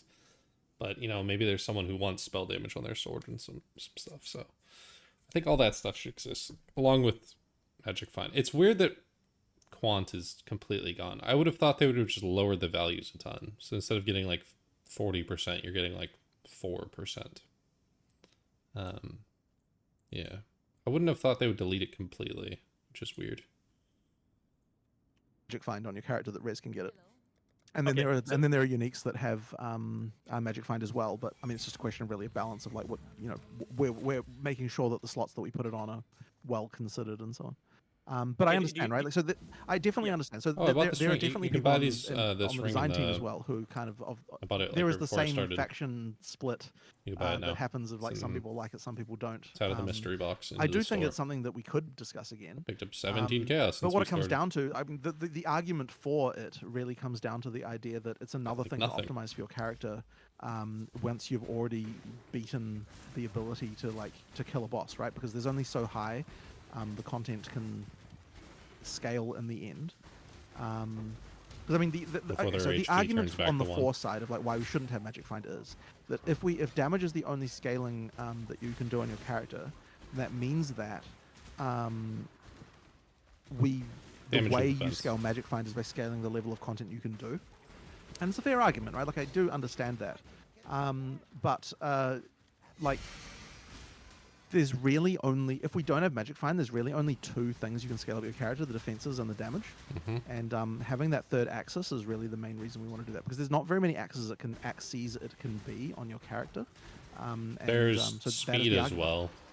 Is another axis. I guess like I get- because it's so factionalized, like the two factions here, it's very hard for me to necessarily push the conversation one way or the other. Like people know the things about it, but you know, all I can really do is just I summarize. think the a lot of things. people don't know I how would strong say Magic that I Find might be is. willing to That be it's like persuaded on this one, so it multiplicative kind and of comes stuff. down A lot of to, people don't know that. you know, like where we end up. But it's definitely a topic worth coming up again. As I said, certain developers on the team. I think very a way much they on one tried to side, do it certain was with developers very much on the other Wildwood. side. It's I Or don't really want more to You add to the have conversation. Magic other than Find that. on the mobs, But but as I the said, mobs are super I hard. don't know that I necessarily feel too strongly on one side or the other, but so therefore I guess we'll go with, you know, what the most developers here kind of feel happy with, and that really is just, you know, the extra scaling axis is important. Yeah, for sure. But the way I kind of Oops, feel I it's went a the wrong problem way. is in terms of itemization, the way you were represented is you have this kind of like lever that you can pull where you like remove power and you add quant, which I'm sitting there in watching theory them. sounds nice, but what Yeah. ends up happening is you have these characters with these Look at the shitty map, I'm uniques like, oh, that are fuck, I went just the wrong the way. same on every character, and you have a situation where, for example, maybe the end game content is not hard enough to where you actually need to put on real gear, and now everybody just runs around with the same amount of unique gear. That would just be a balance or, issue.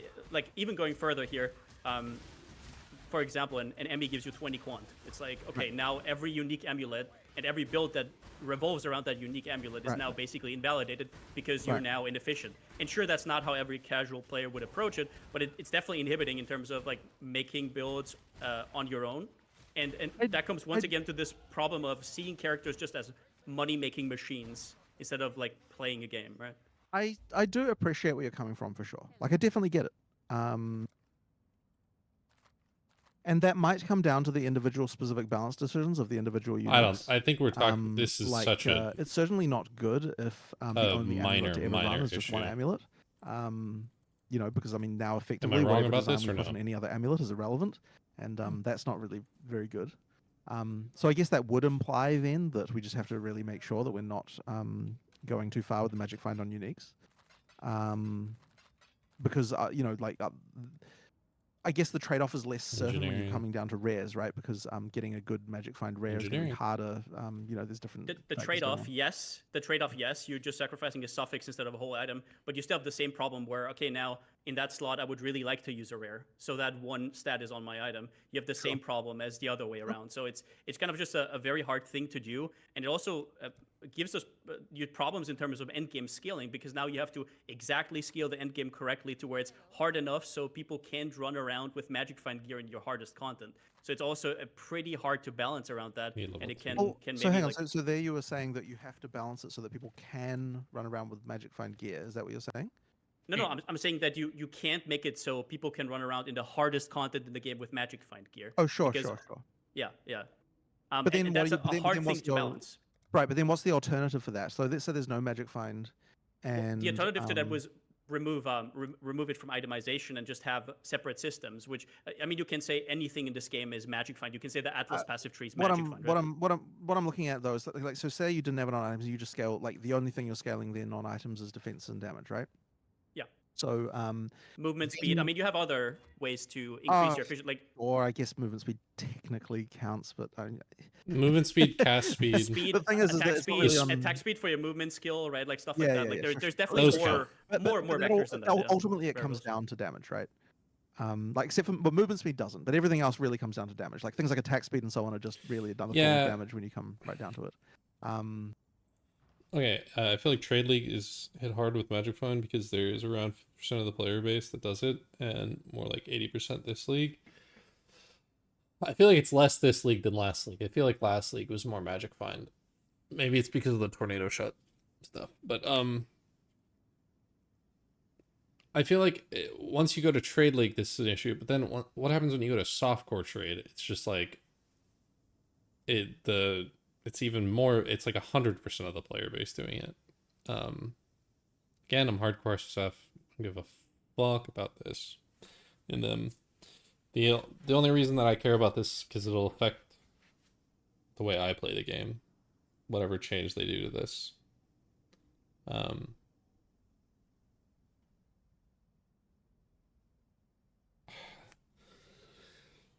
I don't see an issue to any of this existing. Increased area of effect, nice. I don't see any of this being an issue if they just tweak the numbers on stuff, which they're so against doing, and I don't know why.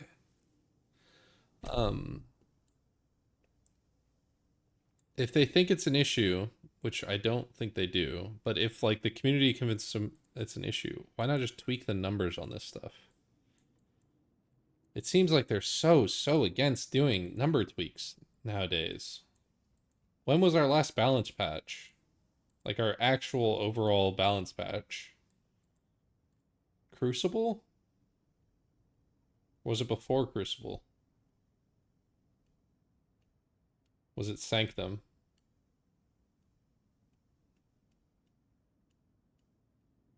I feel like the last time we got a heavy balance patch on everything. When's the last time Magic Find number have Magic? I'll just look it up. When has Magic Find ever been changed? PoE Wiki. Let's see if there's any change logs to any of this.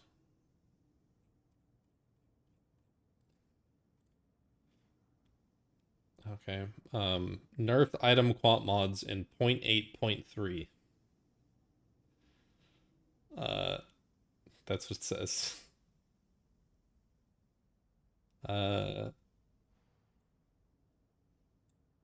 Drop rate. Maybe that's better. Item quantity support gem can no longer drop 1.1.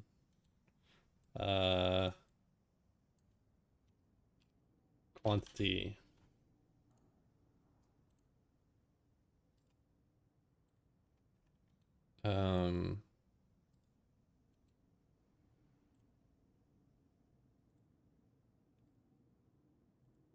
Yeah. When's the last time they've changed the numbers on this stuff? They just basically increase it with like Atlas passive and stuff. So I don't know. I think that's, if people are having a problem with it and they see that kind of stuff, like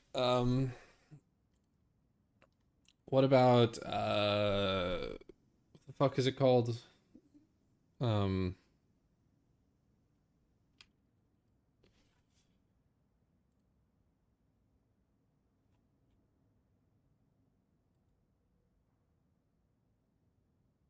No, I was thinking it was Ashes, but no, that's wrong.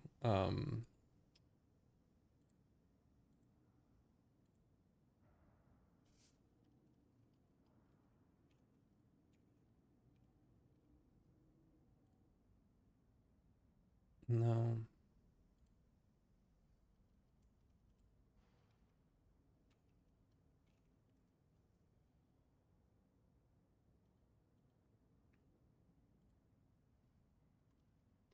Items with rarity.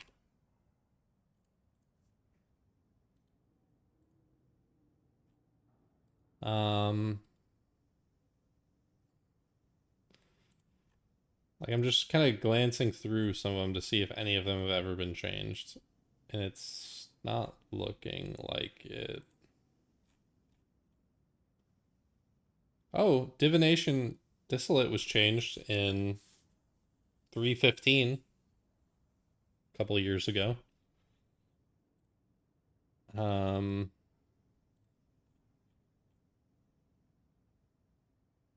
Bisco's was changed in 3.2, even longer.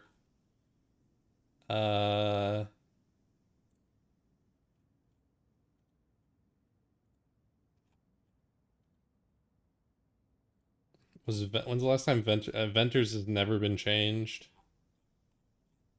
Yeah, I don't know. I think if that's my thought on this. If this is a problem, they should just call out what items are the problem.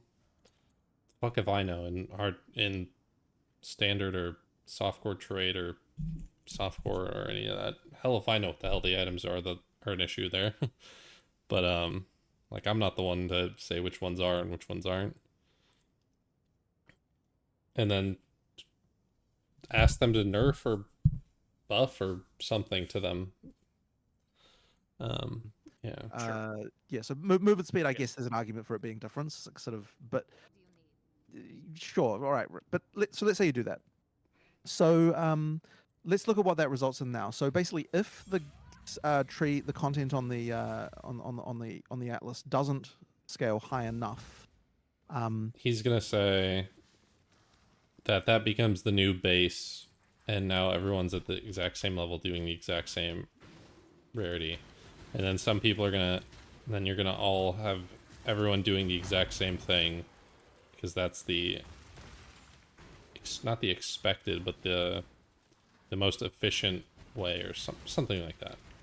Then you've just got extra damage that is worthless. And so what are you specializing in then? You kind of don't have another axis to invest in, right? Like if you've got too much damage, like you hit a point when there is nothing more you can do for your he's character. not even talking about it. And so your character is done, if you know what I mean? Like there's nothing else to optimize. I thought he was going to start talking about but what's the difference? So you just instead put on like unique items that are just making your character weaker. Right. So now like, there is. What I'm saying is there is a thing where more stats then have a use for your character, and this is what I mean. This is where the argument is, right? Effectively, that like you've got dead stats that you can't do anything with, and Magic Find gives you a way for something to be relevant, even in the case where the stats, like for damage and so on, would not be relevant anymore. That would then be a problem with the endgame content, where it's right. not so there's not hard enough content to do anything with your gearing. Right. So then, if you have the ability to scale your the balance issue, the in-game content to the highest amount of damage you could possibly, it's not scale a mechanic it to, issue. Then you start to get into the issues around like having content that's like, okay, so when you've got content that only that is extremely hard to the point where only certain builds can do it, then you start to run into the situation where people will only run the builds that can do that content. This is actually the thing that I was trying to talk about before when I was talking about the in-game concerns, is that and this is a weird one, and as I said, I don't have really a solution for it, but it's like if the content is so hard that only a few builds can do it, you just lower build diversity, and that's kind of a problem too. And it may not But- seem like they're not exactly related to the Magic Find thing, but it sort of is a bit. But you have the same problem in that sense with Magic Find, just that the, Right, yes, the builds who are because more what you're powerful saying just is have that you end more up just running- quantity. Yeah, because you end up running the the better same builds, Yeah, yeah. They have the same, they can run the same content, but now with like 70, 80 quant. So there's the same disparity. It's just a balance because issue. They can run Cut it off the doesn't mean top, that, add the it other to the person's bottom, not just has a and we'll huge just keep advantage. So that's evening just a out skill, slower and slower, and it'll gap, start right? getting That's closer and not skill closer and gap, closer. I don't know, like Um, certain skills being better than others, right? That still factors in I whether you don't- have MF or not. I truly don't understand why they don't do it. I don't get it. It doesn't make any sense to me why they don't aggressively balance anymore. Not aggressively, just not aggressively as in like huge nerfs, huge like cut DD's damage by 200%. I mean like aggressively is in a lot of little changes, like lower DD's damage by 1% this next league and up. What did we look at it? Let's just look again. What is the lowest played skill right now? Let's see.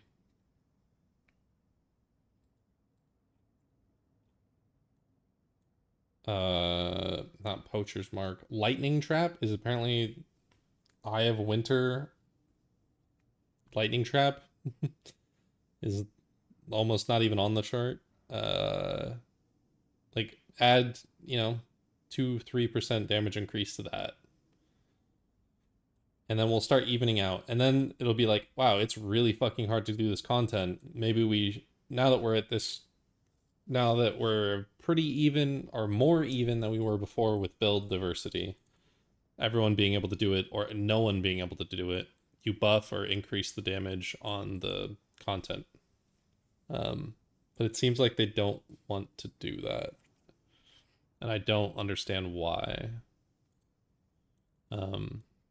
I do not understand why that's the case.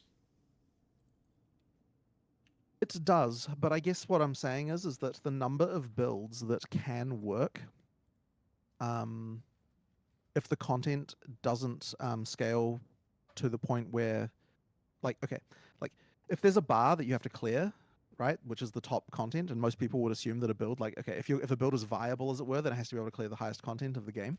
Then if that bar is the higher that bar goes, the less builds are going to be included in it. And you could say, well, we'll just balance everything perfectly so that everything's the same. Yeah, but I mean that that's isn't hard. really good either. It's like you've got a problem. There has to be some variety. That going just on takes a and, lot of work and time. Sure, which we try and that do what would we can, be but my it's not always going to be. But solution. effectively, the harder the content goes, And the it'll harder never it is ever to be actually perfect, balance the game to but make you should be striving for that enough direction. builds viable. So that's just a random concern to have.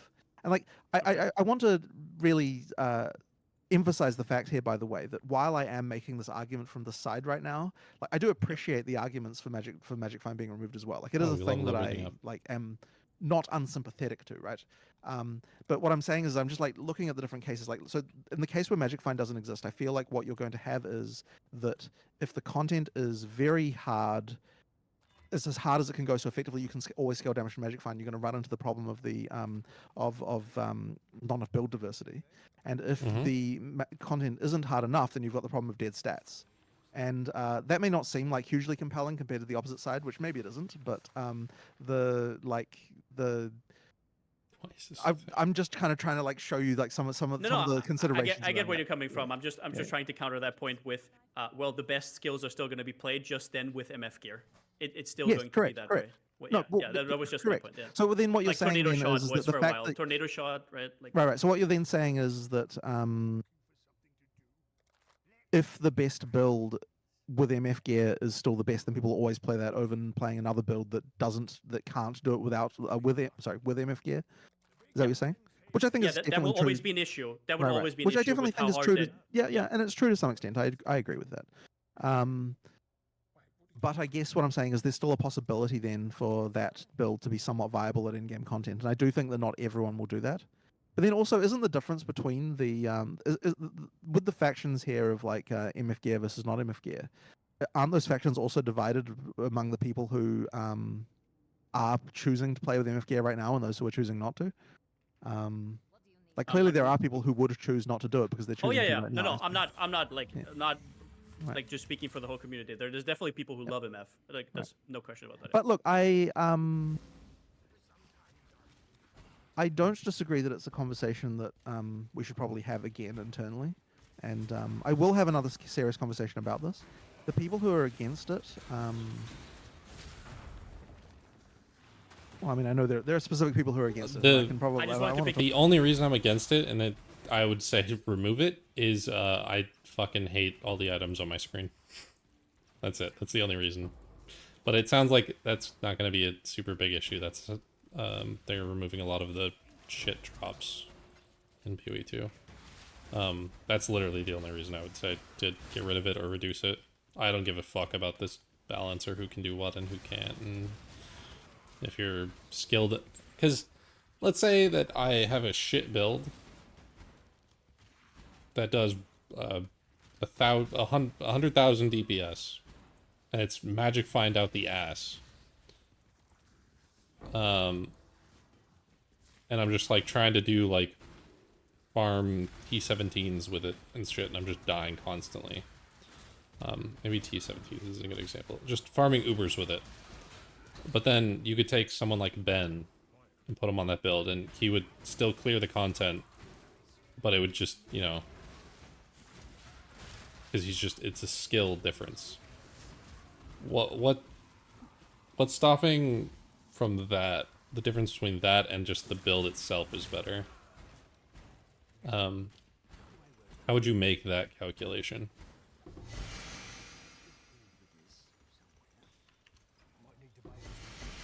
I just Alt F4'd again, and I can't Your believe brain it. there. I I actually just wanted pressed to Alt pick F4 your and brain. it It didn't is go off. I don't know. It isn't a conversation we've had for a Like it little just while, closed so it's something. probably worth having it again and seeing whether we still feel the same way about it. You're obviously in favor of no magic find. I like the idea of like not being forced into certain Sure. gear pieces. Yeah. And the two others on this call, what do you guys reckon? Hey, what does he mean by not being forced into it? I don't understand his perspective on that. No one's forcing you to do anything. Is by force, does he mean it's not the most efficient thing? Wow, I just got a replica at Series Foible. Fuck. It's not what I need. Fuck.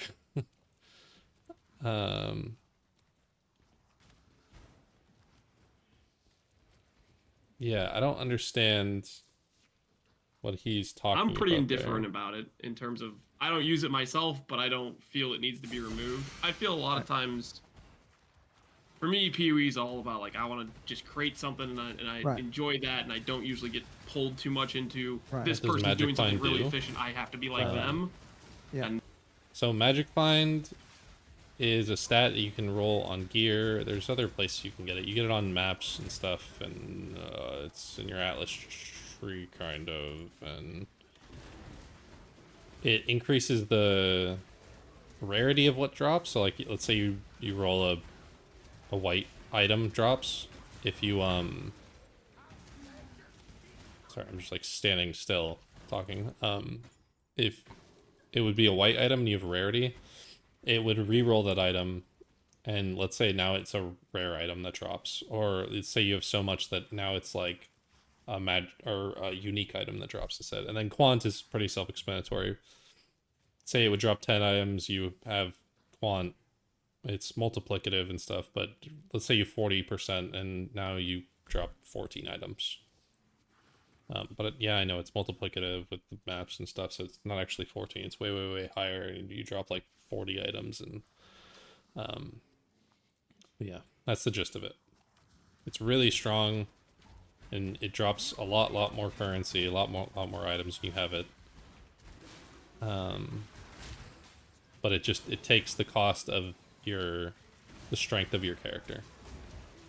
Like you'll have to remove like a damage stat or defense node to put this on. I don't think I have it on any gear right now. Yeah, I don't think I have it on any gear right now. So It would just be, maybe it's, no, I don't have it on anything right now. But yeah, that's the gist of it. And so I don't feel it's forced, but I think that happens to a lot of people. And But that's then when the- you are making a character, do you still feel the need for your build to be able to do the hardest content? Typically that's usually my goal. I have a standard. Right.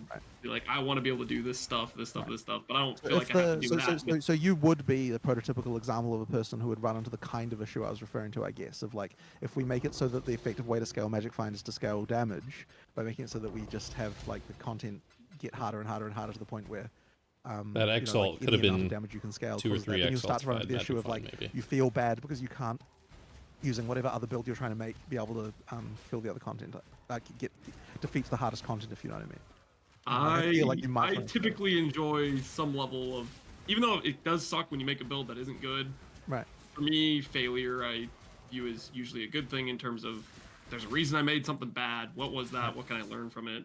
And if it's really Divine. hard, then it's a big challenge. But Right. it's Another not enough how I divine. would feel for other people. Right. And you, what do you reckon? So we have Yeah, a I mean, hard the- choice so here the between a thing for me, I've divine been or playing divine. since Brandis League, and I think last league, or I played around with it just like for a couple days a few leagues ago, but basically until last league, I had never touched MF. Right. Same, because kind I of. never felt compelled to. But then with the wisps and everything, I really Sure. touched it last league. I genuinely touched it felt in really previous weird. leagues and I've obviously rolled this it is on a sense gear. of a scale and balance. And Last everything, league I went but crazy it felt with it. really weird, and the whole game ended up get twisted. And I think this is why it's coming to a head. The whole game got twisted last league, particularly, where all you had to do was slap on the generic quant gear. You could do T7 maps, I think. I think it was T7 maps. Yes. So now, here's the thing that I do Right. think is bad. I do Oh, think that he's it's talked about bad this whenever before. you can be getting more items or more Why value, I is should this say, not a thing? from playing. Why do tiers of maps not matter? Why does that? Why is there not a basic quant and rarity on like tiers of maps and like restrictions on where things can drop? Like, why can divs drop in T1 maps? Or maybe even if they can drop, why do they drop it like the same amount? Like if you have same pack size, same all that stuff. Why don't they lock some stuff like doing a cemetery at like or like tier 4, then tier 16? Why not do that? Because it's like last league it wasn't even 7, it was T4s, just spamming cemetery. It was better than farming T16s with Magic Find, obviously, because your character could do it infinitely faster. And god damn it, I never got inspired Lower learning level last maps league. than But high level ones. I think that is definitely a bad thing. yep, I Um, don't know why that's a but thing. that I think was more of an issue with the league than it was with the MF gear as such. Like it was a that's definitely a problem. So I definitely don't like that, and I want to avoid that at all costs. Like it should always be advantageous to do higher level content, as far as getting wealth is concerned. Yeah. So But yeah, it's still even. I eventually did scale it up into T16s. Like We're even talking took about the point my little one- SRS no, Guardian. the that top was supposed to be, 1% like, a of players comfy, right now. quality life build, and I slapped MF I gear guarantee on it, none of this and refers to any I was one under dropping, this, but- tens and tens of divines per map. I mean, Basically. Audie, you would just ask what And Magic Find any even build is, that you wanted to but make yeah. last league, and I think that this is the big issue for like the build creators like Palstron, right? It was Mm-hmm. like any build last league, the number one question is like, how do I fit Magic Find into this gear? And it turned into like, Right. as you were saying, like the third. Why is he asking that question then? Why is he asking, how can I fit Magic Find into this build? What about that? This sounds a little rude or something, but why is he doing it? And my guess is because it makes his build more attractive to people. Maybe that's not the reason. Maybe it's a different reason, but that's the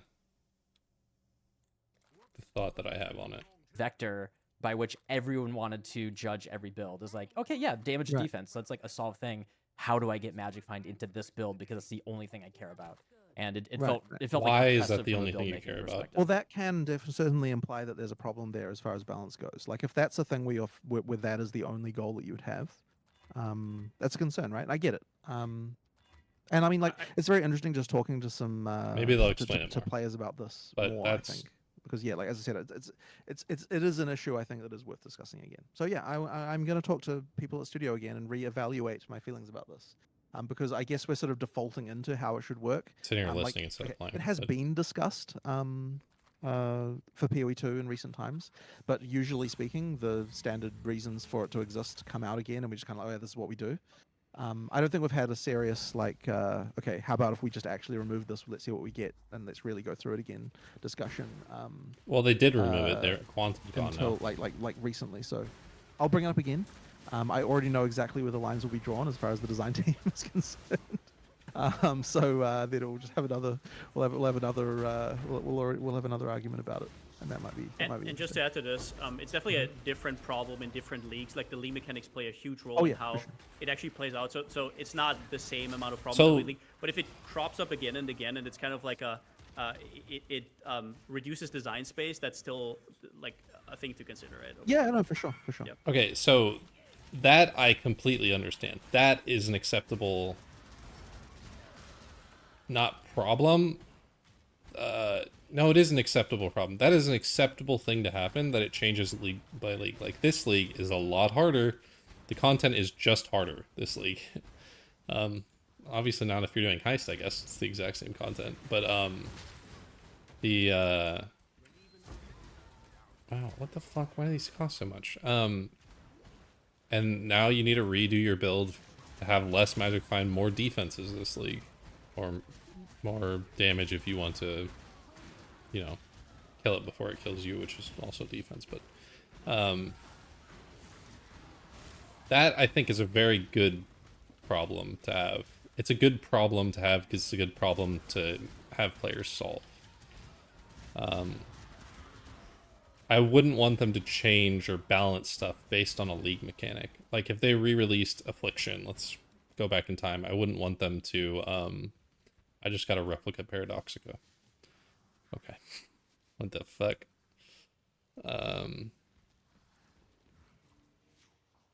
I just totally, my train of thought's gone.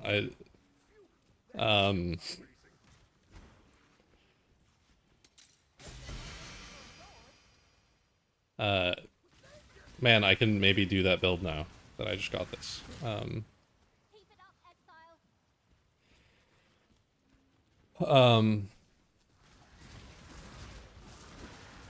What the fuck was I talking about?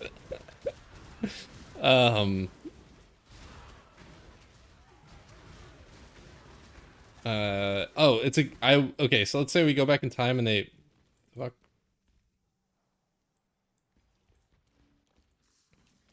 We go back in time and they release Affliction. I wouldn't want them to do balance changes to Rarity and Quant based on that. I would want them to do balance changes on Affliction itself if they thought it was a problem.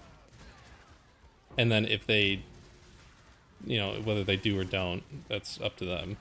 I mean, they have all the information, more information than we do. And then balance it that way. But I would never want them to change the core game based on a league, because leagues are temporary. I don't want them to make us tankier, increase, you know, defenses, and like give us more armor and increase determination and buff it because this league's a little harder stuff.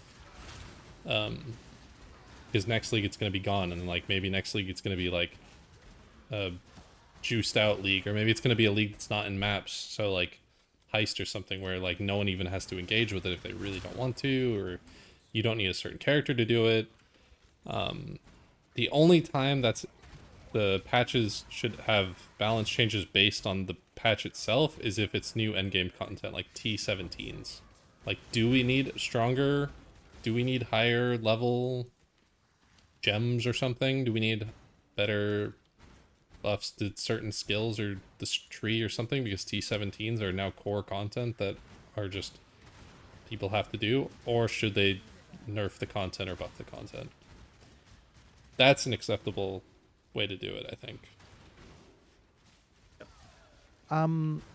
I think I need to understand more about That's what I'm having a problem. why it's been more of a problem recently. I don't like the exact understand what triggers of the that. issue Because there my previous have understanding been of with it is totally. geez, I always forget the names of everything. The Forest League. What the hell was that called? Affliction. Yeah, Affliction. Their internal names fuck with them, and they That have different that names for league all in the internal particular shit. had a It's so problem funny. where the rewards and the difficulty were not in line.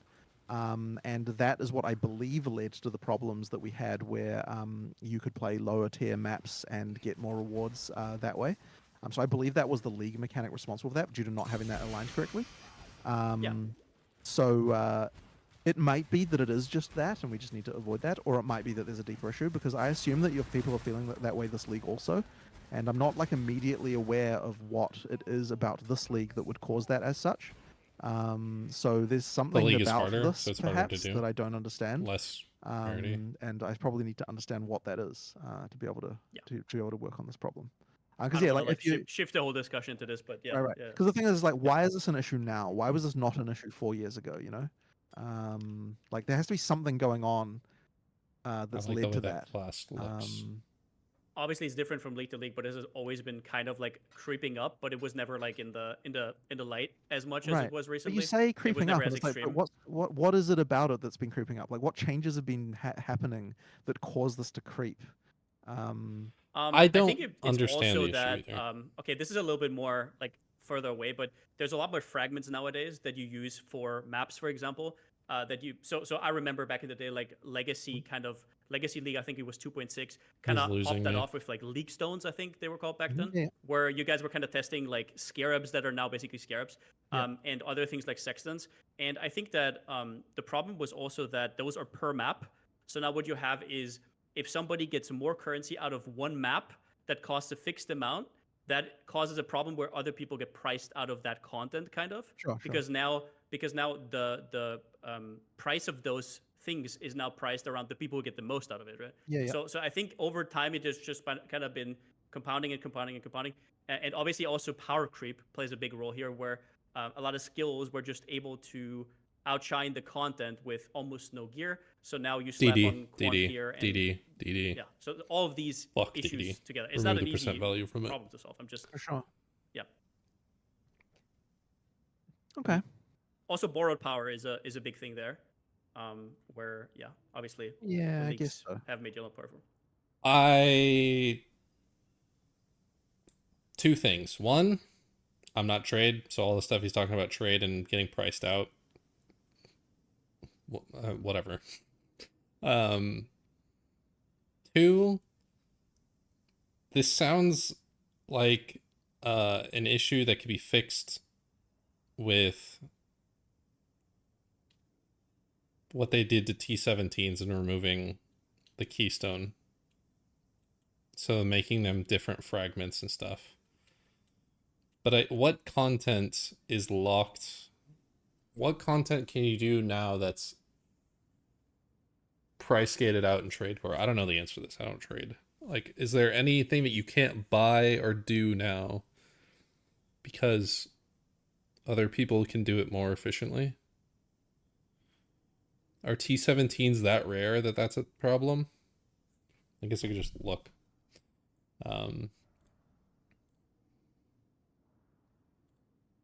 Like grave crafting, like corpses, like are some corpses being... No, that doesn't even make sense. That has nothing to do with it. UE trade.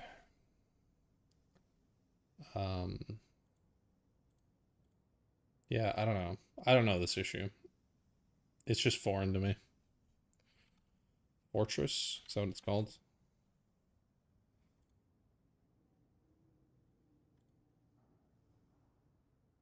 So each fortress is about 0.7 divine, is what I'm saying. They're all 0.7. I don't know the names of the other ones, but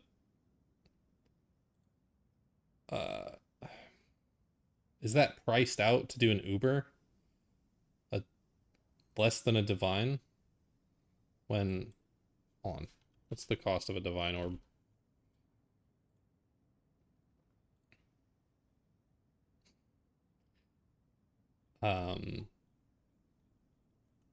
Jesus Christ. People are listing divine orbs for one divine orb. God damn it. Fucking trade website people. One divine orb is 130 chaos. In hardcore, it is 190 chaos. 188. Is that pricing out anyone? Oh, I don't fucking know. Let me know in the comments. That is, I don't know anything about this. I'm super out of the loop. Maybe that's why I like disregard well, I mean, that would this. sort of seem to imply that the content This isn't doesn't scaling seem like a far big enough issue to me, compared just to 'cause how I'm it not used to, which affected by implies it. that the power level of characters is overall higher relative to the content, and that would sort of imply that. But then at the Yeah. same time, okay, well, yeah, all right, some things to think about here for sure. All right, well, as I said, I'll have a discussion. If that in the exists, video again about if it. there's I any, do think And once it's an interesting again, topic. yeah, this is I'm not speaking for everybody Right. here. There's like just one perspective. But the question then, the main question for me is it something where the reason why it's bad merely because of other factors and therefore it could be good if the other factors weren't a problem? yeah, Or is it that it's like, actually just generally the bad reason and people therefore were and getting it always priced out was of and for some reason regular nobody boss fights noticed because before? Ubers existed, Which I and guess I it was find more harder efficient to to just sell believe, it. you know, because like and it do was it fine for yourself. so long.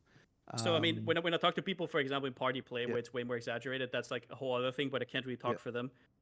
But yeah, that's something to definitely think on. Yeah. Because I mean, ultimately, there are more multiplicative factors Bro. around that will like okay. Effectively, what I believe then is occurred here is that the value of an item find mod on your character is higher because the other multiplicative factors are so much higher, and so effectively, like what would have had a certain value before has now effectively increased due to the other things. So like sure, I guess that is the reason. I guess the way you can also think about it, not being too complicated about this, but for example, if the entry cost to a juiced map is like 1 divine, and a normal build gets out 1.2 divines, and a build with 100% quant would get like 2.4 divines. Obviously, that's not how it works, but like just to simplify it, the profit margin like goes crazy because the Wait, entry is he? cost and a normal build Reason. I guess the way you can also think about it, not being too complicated about this, but for example, if the entry cost to a juiced map is like 1 divine, and a normal build gets out 1.2 divines, and a Again, I don't know what the fuck any of this means. When he says cost, does he mean like cost to buy it or cost to like join a group to do this? And what makes the map worth that much rather than a player just saying it is that much? I don't know the answer to any of that. build with 100% quant would get like 2.4 divines. Obviously, that's not how it works, but like just to simplify it, the profit margin like goes crazy because the entry cost is always flat, right? Like that's also kind of, I guess, yeah. Why is the entry cost flat? Moving on. Okay. You're not buying these from a shop. No, I think that was a good discussion. They're determined by my players. My next question, we were trying to keep them all related, is I don't understand trade. the way that PoE one I'm too has ended stupid. up its synergy and reliance on like trade and economy and the way it's balanced around it. It almost feels like you kind of, it's been stated that SSF is kind of like the challenge mode and the game is kind of balanced around trade, right? Mhm.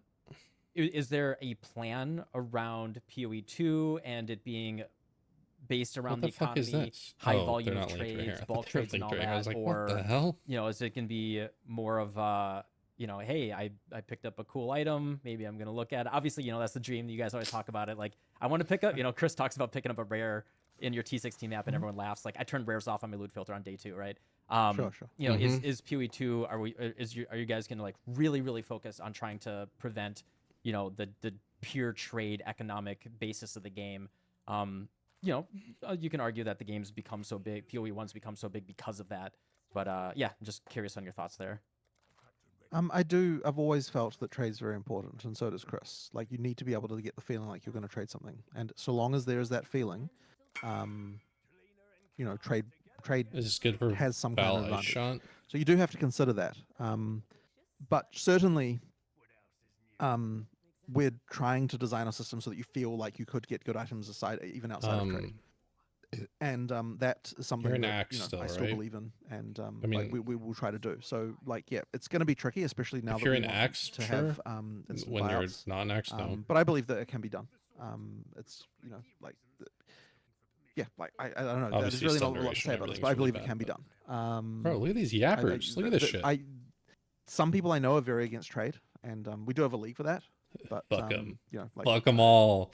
I Trade's dog shit. believe it should be okay. I'm kidding. I'm kidding. It really is more of a question for Chris, since he's so he's kind of the holder of the torch for all of the Sorry, kind of my item inner and Quinn trade, comes out when economy type things. But we certainly changed our mindset dimension. about making about what players want as far as this stuff goes. So I kid, I joke. we Trade just is have to fun. really avoid it Trade getting is too out fun. of hand.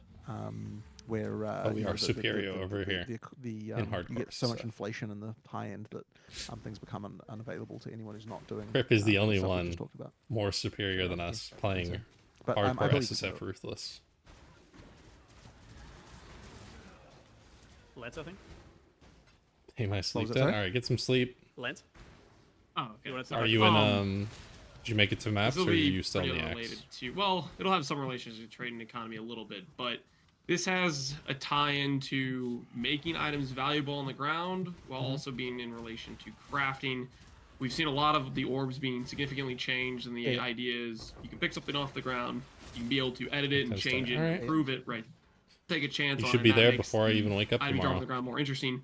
Good luck. What I am curious about in Don't terms die of to current Java. PoE crafting, you can take something from 0 and make it amazing. Is that still going to be a thing in PoE where you can take a base or an item and craft it from the ground, or is that something we're leaving behind? How do those coexist together? Absolutely, you can do that. Yeah. The difference is that we don't have scouring anymore. And so So you have to effectively, start if you're going to do that over process, every you time may you need mess more, up. more bases, if you know what I mean. Like, you can't just use one white. You're not going to have one white base, and that's you're you're not going to have one white base, and it's like, well, if I screw it up, I just scour it and do it again, which means that white bases will be more valuable because if you screw one up, you have And to get then another dramatically one. And so that does decrease change quant, the like by like the economy 800%. a little bit around that stuff. But you can absolutely take an item from white to being great. You'll just need more of them. So what I'm hearing is it is pretty much unlikely that you're going to be able to. You're not going to be able to take one base. You're going to need to take. You're going a to need bunch of multiple them just- bases. You're going to need multiple bases, but at the same time, like that. Well, base you're not is, gonna unless you get really lucky. like yeah. if you've got valuable white bases, it means Sounds that you're good. actually going to want to pick those It's up. more Like on maps, maybe. there is pretty much no base type in We'll be PoE there. 1 that is I believe valuable in it. really because like they're so like once you've got one, that's the only one you ever need. And that's something that that is something we did. I want to find myself change, just to make it so watching there's the actually video some and then I value forget that I'm in stuff, and that will heist. mean that there's more interest in all the different rarities again, which is Alright. something that we were wanting to try and achieve there. I won't die. Now, I promise. We're doing Speaking of heists. somebody who We gets can't into die here. crafting a lot, It's this easy content. is probably not. This is probably gonna be pretty concerning for a lot of people that like crafting, because a lot of people that like crafting Good luck. are basically spending a lot of their time in the hideout working on one item, and this will change it to a place where they are probably having to go and buy a bunch of those bases, or not really. There's crafting hideout gameplay is not something you could really chain together based on this change. I guess that is a change in a way, but You can also store up the items yourself. You don't have to go buy them. But so, fucking trade so what you're mentality. saying is that like this is effectively what you're saying is you want to be able to craft items. Okay, so Sorry, that was due to toxic. trade, you can always just do crafting, right? But the thing is, effectively, there's going to be like if you want to craft something from the ground up from just white, it's definitely going to take more white bases to be able to do that. That being said, there's still other crafting methods that can. Well, it's a little bit. I guess I have to see how it all shakes out exactly, but like the scouring change is definitely the one that's like the important one there. Yes, you're going to need more white bases if you want to do stuff. You may take a few white bases. I mean, so this except that you can still re-roll stuff with chaos. It's just that you might lose the right mod that you want, and yeah, sure, there's some stuff there. But is that really fundamentally different than before? I guess it isn't because well, the difference is. Oh, I mean, yeah, no, it still works. Okay, right. So I'm pretty sure. I mean, look. Okay, so It's kind of with like a single people white that base, of course, you can continue to craft it. It's just that when you lose the mod, the Juan number of still here, operations he'll you have to do to appreciate get the this. mod back It's kind of like might playing still make EFT it more and the people that worthwhile to use to use a don't white play the base game after all. anymore. They just play So consider, like, for example, the when you alch the something, you're au- getting effectively fucking auction house. more it called? mods that you're adding to the items. There's more chance to get the mod that you like. Whereas when you're using Chaos Orb, you only lose a mod and add a mod, so therefore, like, the chance that, like, you only get one more mod Exalt. per currency item versus an Alchemy where you get more. So effectively, by Dream using an Feather. Alch and white bases, you're getting to see 4 times the amount of mods that you would have otherwise got to see. What is this? So that's the difference between what you have before. So you can still use the same base if you want. It's just that you're losing out on the efficiency of the number of currency items per mod that you see. Now, real quick there, Mm-hmm. this is just something I noticed when I was looking at like the preview on the PoE2 site. All the rares have 4 mods. Is that a change from the ability to get No, 6 no, you're mods? still 4 to Or is the 6. limitation? It's still 4 to 6. Okay. I'm not sure why all the mods there. I'm not sure why all the rares there happens to have 4. It's just a. Yeah, I was thinking it was a coincidence, but then you just said Yeah. 4 just now, and so my Oh, brain was that's just like, because wait. that's because Alks add 4 mods. So they Specifically. no longer are going to Yeah, have so the, those like, don't roll more, but there's still 2 more slots Oh. after you've used it. Okay. Yeah, That's yeah. kind of So, interesting, that means that, that a now dropped Alks rare give has 4 more, mods so like, that will usually have more you mods have than to a, exalt stuff. than an Alked rare. or But add then a you can still add more of the craft exalt now. and everything as well. Okay. I'm still not 100% sure if they're going to add Are the we crafting bench back or expecting- not. are- They said they because weren't, of and now these they said they changes on were. average, maybe like all of your crafted And gear then will start off with 4 mods. They Are said you it won't be thinking the maybe same. the game will be a little bit more so, balanced around I don't having know. 4, maybe 5 mods on your average gear, or it's like a different calculation? I'm not necessarily like. I mean, the part of the reason for doing this is that we wanted to allow you to use the crafting bench stuff more easily. And so that's. Oh, now he's you talking know, about making it more I- easy. I don't know. the crafting bench will mean that effectively, like, even if you're just going even if you're going for Alk, you're still going to want to add a mod to the crafting bench. So No matter what. Okay. yeah, like there's no matter what. So there's still going to have 5 mods at least. I would imagine. So, I like yeah, you that. still end And up then with that 6 sort of mods is if you can afford like the but exalt and stuff. I mean, I guess you would say that whatever because other the average crafting rare has mechanics they 5 mods add. anyway, that's kind of what we imagined that most players would generally have on an item. But I mean, it's sort of hard to know exactly because I mean, we'll balance it based on what we actually see when we see what the average player power is. Like that requires a lot of playthroughs and everything to work out. So you know, we'll just see what we end up with there. So in the Josh interview, you made a small, like, I guess, side comment where you talked about Melee is dog shit. the words you used were you guys brutally overscoped certain things of the game. For example, I Right. think in that you talk about like how many mob types you had to make. Mm-hmm. Is there since we've now been I mean, I think PoE 2 was first announced in 2019, if I remember Yes. correctly. And there's now been a lot of time, and obviously there was COVID in between and everything. Mm-hmm. Is there any concern that the project might be a little bit have gotten too big and maybe there's no Trinity like Shroud. not at the end to tie it all together? Do you have any concern Chaos. with that? Maybe to tone it down a little bit? Is there any consideration the there, or Eternity is Shroud. this? The problem is that we definitely like. There's a reason why we gave it the scope that it had. You know, like we want to make sure that the campaign, like really, what it comes down to is we want there to be a. I'm basically only game that looking for feels an like Ember it's as big Wake as and PoE a 1 is. better trinket. Because anything less than that feels like a downgrade. The rest is just filling up my It's unique kind of stash. impossible though on release, right? Like PoE Well, 1 I mean, also started sure, it somewhere and is- build upon it. It is when you consider like all the leagues and everything, but we want to make we still want to make sure that it feels like a substantial, you know, like bigger game, and Sure. So we kind of did what we felt was the minimum to achieve that, and that's still a lot, especially with the quality standard that we have now, and that's really the thing is that if we were making all the stuff with I'm curious one on how level much of bigger quality, then it they wouldn't they find take nearly as acceptable. long as it has. 1% or Making all the stuff 50% with the or PoE 2 level 100%. of quality has certainly taken longer than we expected. But I mean, look, we've got most of it now. Oh, yeah, So, yeah. like, as much as we may have regretted picking a game that this size, I mean, you know, like with this is what we've got. You know, like that just means that it will be good. But yeah, like, what I guess I do wish is that we were like, I really wanted to get it out last year. That was my sort of real like goal, and we didn't manage to succeed at that. So from that perspective, I suppose there's some regret there. But I mean, you know, like the product that we will have, you know, a crazy amount of stuff going on. So I'm still very happy with that. I honestly don't know what we could really have done to do better than that, if you know what I mean. Like as I said, all the stuff we did felt like it gamble was and important hire to do. way There more wasn't really a people. lot that, I mean, there's going to be some content that will be cut temporarily and then But will be then added in that's a bit a later. very So there big was some gamble. stuff to cut there, but you know, like you need to feel like you've With got your a company, reasonably not significant just the game. campaign, and the bar for what you need in a game like this is so high. Like if you've got a game like D4 coming out and people immediately saying there's not enough content in it, I mean, you know, like that. D4 bad.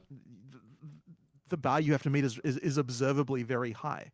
So I guess I don't feel bad about our attempt to meet that bar in that regard. Did you ever think about exactly, especially now that the beta is delayed a little bit, maybe pushing out like a demo of the first few acts to kind of grasp where players feel like this is going, and maybe assure people or maybe get some broader feedback? Well, the problem that I have with that is that so when I was playing No Rest for the Wicked recently, and Yeah, let's call it a demo. wasn't but aware like of how you much was gonna content there say. was in that game when I played it. I was just playing it, and I got to the end of the content, and then I immediately felt extremely let down. And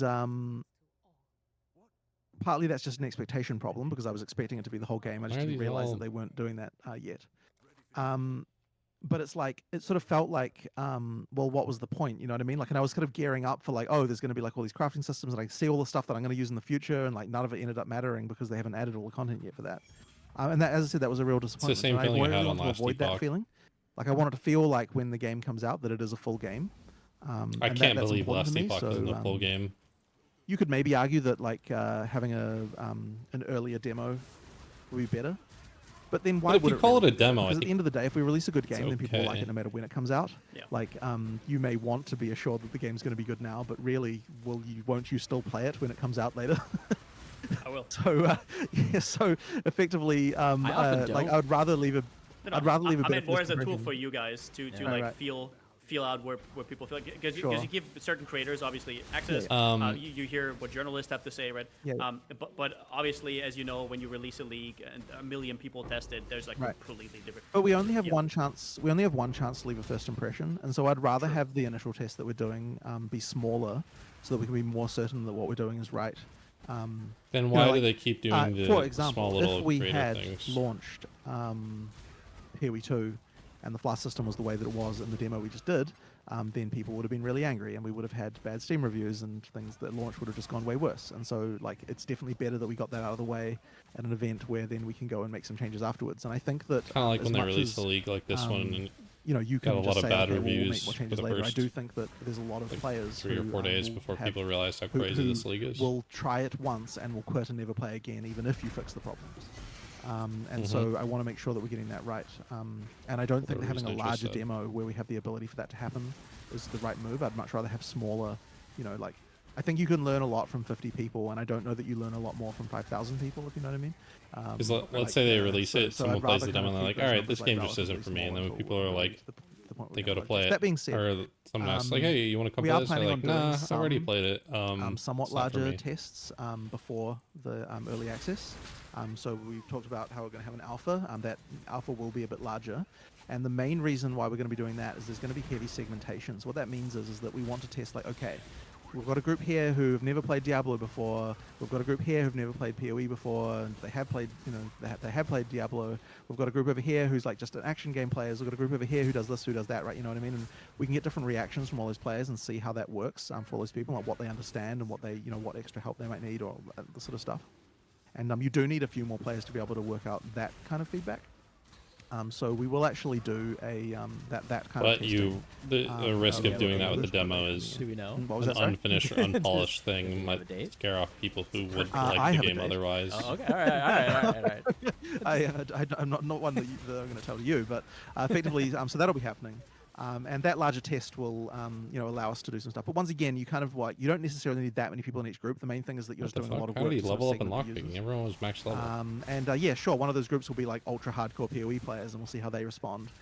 But it's funny because it's like the hard part for us is getting the users who aren't PoE players, right? Like, if I want PoE players to play PoE 2, then we've got to line out the door. It's the people who've never played PoE before that we need to try and sign up and get them, get some people to. Yeah, those are the to people try you some risk things. So yeah, like deterring all of that stuff is going to with be a demo. is That's going to be not important good. to do. But not sorry, I don't even finished. remember what we were talking about now. But oh, that's right, the overscope thing. And then But they yeah, have so to anyway, yeah, as I send said, development time sure, to it sort super of sucks polishing the that first we 3 chose that acts before, but I that they don't could really have been regret it doing still on because of finishing the the fact game that and you know, all I for think you what? need bigger games in this genre. I think it's important. True. Because you just mentioned D4, I guess. Was that one of the reception to D4 in terms of scope? Was that one of your reasons why you delayed the beta? No. I mean, No? the scope has not changed since before and after the delay. The scope is, in terms of content, has been the same the whole time. It's just Oh. that I Yeah, use that as an shit. example of why this Okay. genre needs a big scope, you know. Yeah. Yeah. Well, yeah. So that's what it is. Okay. All Yeah. right. Orb So was, like, the only now we currency I have didn't want. a list of community questions that we've gathered, and we're just trying to get through these. As Swear to quickly God, as if we they can ask to about get the respecing, I'm answers gonna for lose the my folks out there. fucking mind. Honestly, the number one thing that I've been asked by so many people is regarding console. PoE is actually apparently it has been growing quite a bit. I hear more and more every single I day. believe they from said there's people going to be that crossplay. are on console and like playing PoE, but they also don't like being second-class citizens, and there's Yep. so many downsides with that. Is there any work that's able to be done? I was in the game industry myself as well, and you might not be able to say it publicly, but I've worked with Sony, and they, Right. I know how bad it can be. So feel free to blink twice if that's the issue. But yeah, is there any work towards getting parity with that? There will be more. Unfortunately, I can't talk about it right now. But we are going to be talking about our console plans at some point in the relatively near future, and there'll be a lot more. They to said say that around console's that. also not going to be a So week yeah, unfortunately, not behind. something we can talk about quite It's yet. going to be crossplay. But yes, it is one of those things where as soon as you're working with an external partner, everything around what you can say and what you can do changes very significantly. Since you've got another person who. That's it. You know, Go other play this people on who are PC. Why are you caring about playing that, this on so you console? can't be This quite is as not a cavalier console game. as I usually would be able to be. But yeah, unfortunately, No, not a satisfactory the answer. But RPG we'll, is. we'll get there soon. The Poke EU is asking about stuff like codex from D4, or even D4, prototype I think items is from console game. Torchlight, where you have end game chase items that you can acquire in a weaker state earlier to basically start playing your builds that kind of revolve around these items. Right. Just in case, like a stepping stone. Is that something you guys ever considered? I'm not really a huge fan of it, but that being said, I believe we do have a few cases of uniques. We've got kind of like a lighter version of a similar stat that we've made in the past. Like for PoE 1 I'm talking about. That's like a Chaos thing that one? we've done. But I Like- wouldn't Oh, say that it's like an overall philosophy that I particularly love. Like I sort of understand the desire, right, to like I want to finish my build early or something like that. But I guess I'm not really. Started. Yeah. Well, sure. I guess you could say that way. Different view of it, but yeah. Personally, I'm don't know if I'm like a huge fan of it. Honestly, like I guess like quite a few games have had things where there's like items that level with you through the whole game. But to me, it just sort of feels like The it removes a lot of the. not with the whole game, but the Weaver's Will items from last Epoch, I really liked them. That they kind of level with you for a little bit, and like it's sort of a gamble too while you're doing it because you don't know what you're gonna get, and it could suck and you're like fuck, but then it could be like really good, and I liked that. So items like that dropping, like maybe it could be even a crafted mod, like on your crafting bench, where you can craft this mod on a white item, and then as you're leveling, it says like gives random mods or something, and like maybe on a magic item, so you can have at least 2 stats that you want, and then it'll keep progressing there.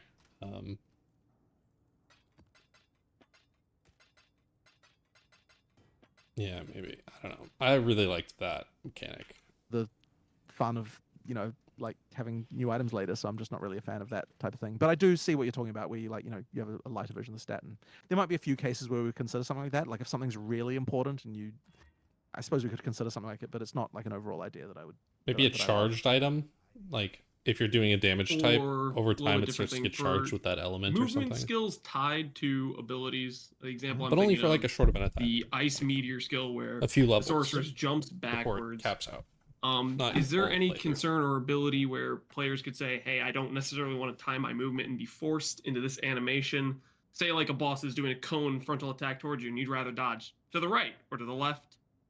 Is there those skills just locked into that, or is that something people will be able to So disable or change? some skills they change how they move depending on where you target. So like that can kind of The matter. vaulting thing? But the we opposite have would to be be a bit like the ice careful with crash. that because it can feel strange if you've got a sudden like switch. But generally speaking, the movement being part of the skill doesn't usually feel bad because it's kind of usually a motion that you want to be doing anyway in that skill. So the comet thing, like, there's usually not a reason why it's bad to move backwards. It's kind of just like it would be an very unusual situation. So the reason why you move backwards, by the way, with the comet, is to get yourself away from where the center of the location is. So if you use Comet far away, your character won't move backwards. If you use Comet really close to your character, then your character will move back so that you're not inside where the comet is hitting, which looks really dumb. So generally speaking, I can't really think of a situation where Comet would move you back where that would be a thing that you wouldn't want anyway. Yeah, like we do try and think about If this your as we're back designing is things, up like, so we against don't like a have an Cirrus issue ball, like that. you would dash into Now, it or this has something? actually come up with I a don't few know. skills in the past where like we've had Regen situations behind you where or something skills like that. look a lot better if they have movement in them, but we That's like a don't want to positioning move them because issue, it's though, technically not a game disadvantageous mechanic to the issue. player. An example of that one is Falling Thunder, where it would be visually better if that always moved you forward. It looks a bit lame when you do it on the spot, but because of the fact that you don't like it, that thing can use projectiles, and getting you closer to the monsters would be bad.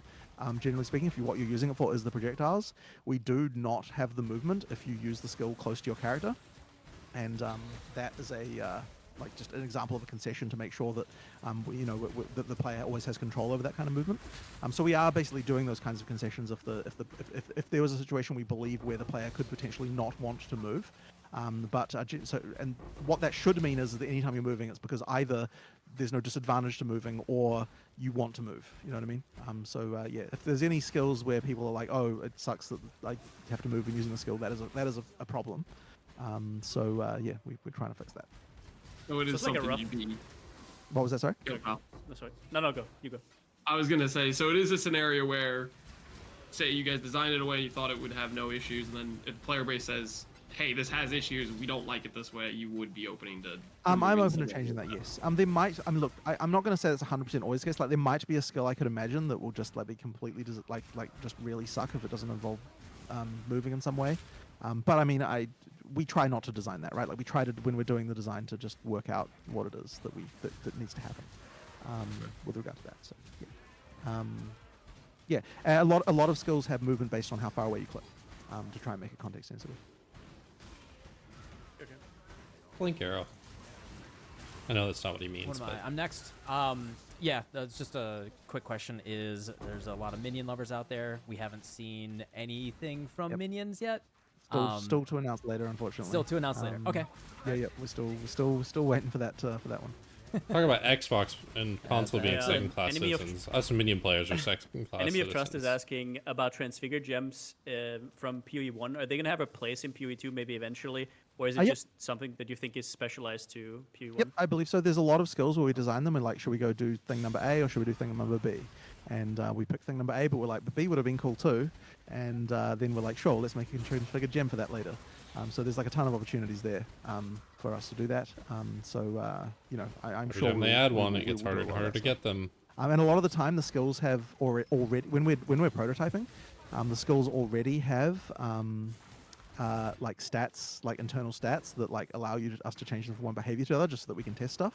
And so in some cases, like, it would be very easy to make an alternative gem that works a different way based on stats. And in a lot of cases, like, there might be a skill where it's like, okay, this would work really well in this situation, but this other one is like way more common, and so that's the way we're going to go with. But we can imagine that some players might want to do the other thing for a certain type of build in some other regard.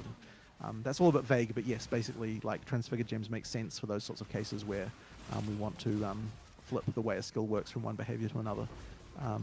Yeah, there's a lot of skills that we could use that we could do that stuff with. Or something that has probably been asked multiple times at this point, but I'm gonna ask it again. Ascendancies, PoE 2 versus PoE 1. Mhm. How big of a change are you guys looking at? And So Have I they mean, talked about it much? we I don't showed know some if they've ascendancy talked about classes this in the very past much. in 2019. Almost certainly by now, a lot of that stuff will be different, just because like these things evolve over time. But I mean, ascendancy classes are the thing that that your character is locked into, as it were, like that is your class effectively, like the thing that you where you can't get it across all the different classes. So therefore, we need to make sure that all of the things on the ascendancy class are ultra impactful.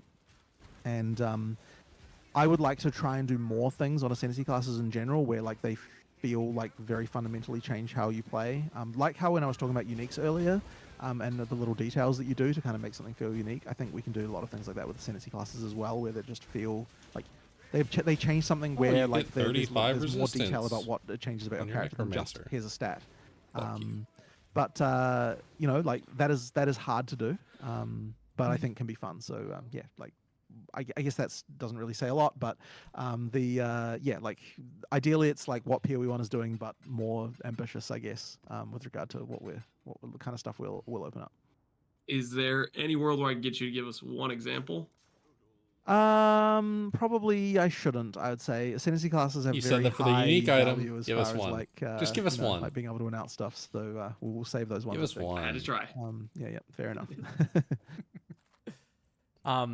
Fuck.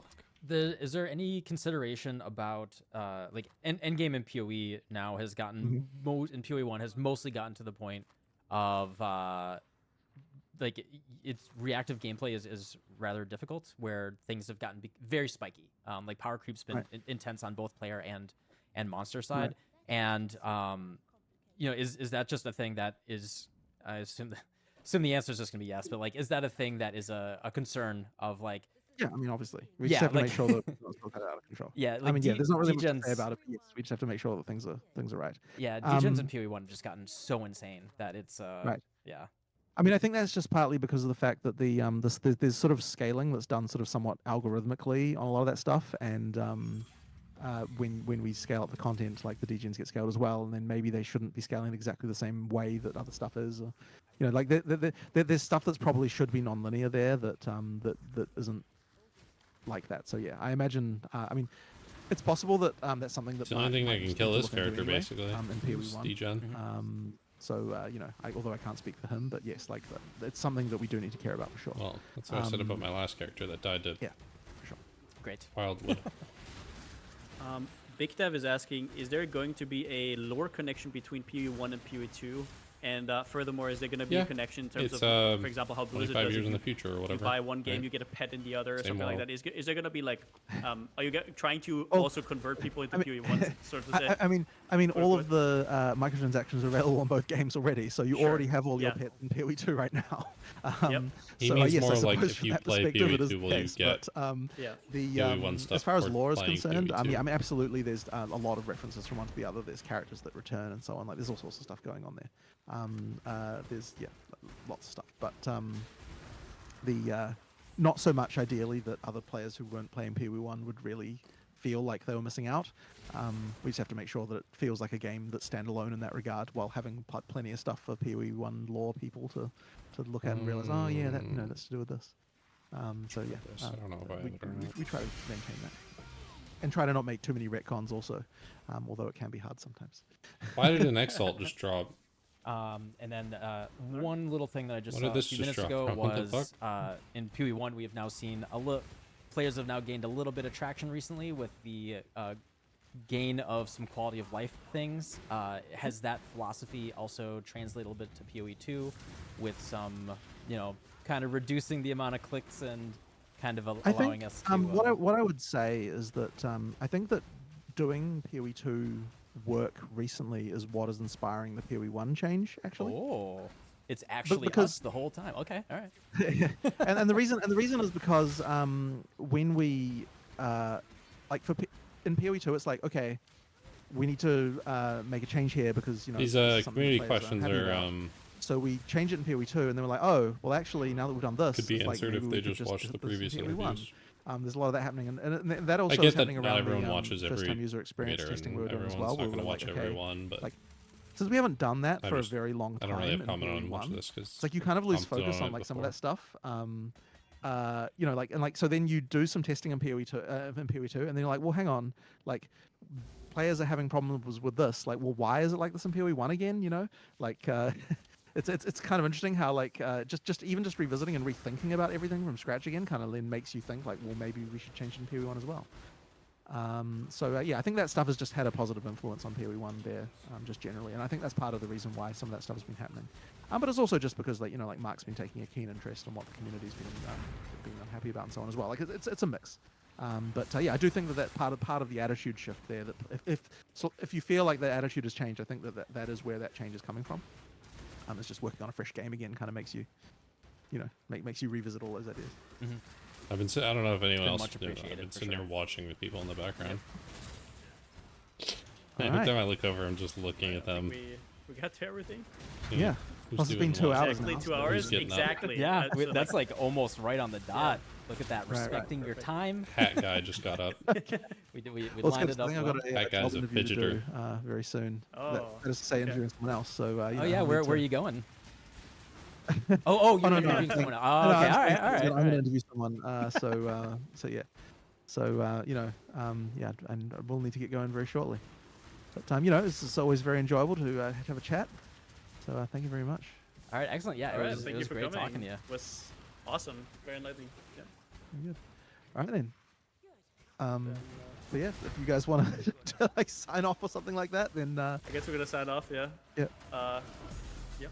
Thank you for watching. Thanks Do for your time outro. as well, Jonathan. Least no awkward problem. ending of all And, time. Why you very are much you for not doing an outro? Why are you guys so All awkward? right, yeah, thank you. like, Bye. Do an outro.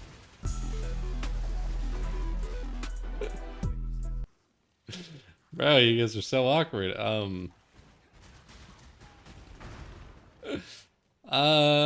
Let's see. I wrote down a few things that I think were the major takeaways from this. Finish this real quick. Sure. The being able to choose which attributes you get in for your attribute points instead of it just being one attribute is very interesting.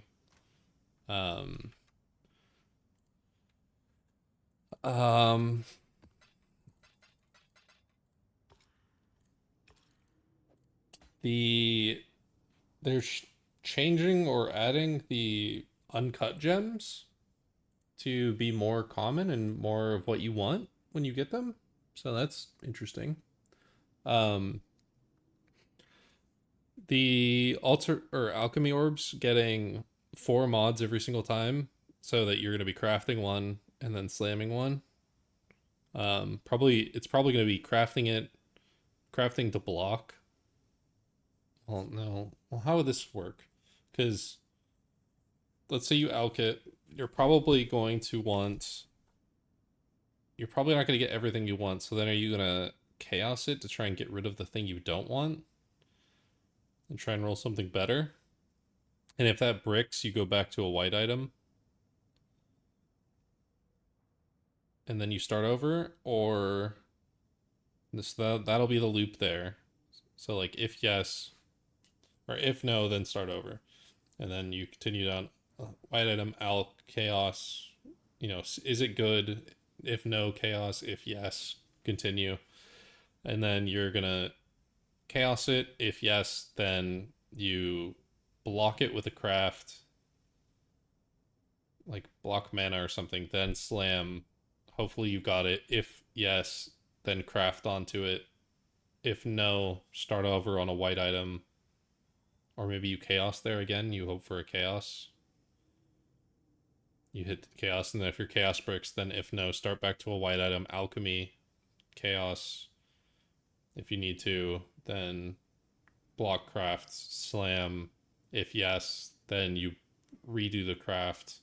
You redo the bench crafts. Now you have a 6. And then if you really want to, you slam it again.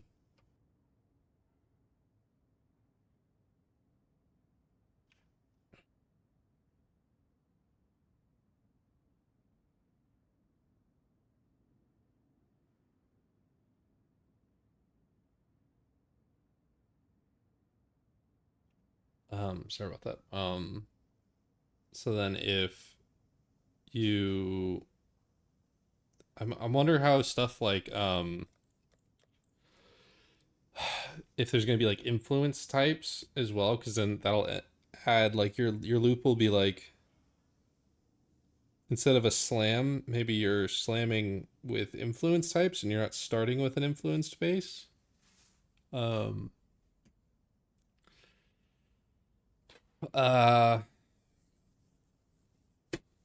I don't know.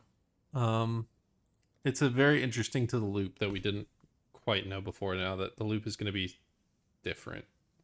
So it's going to be like, my dump tab is just going to be all whites that I need. And we're going to be changing them around.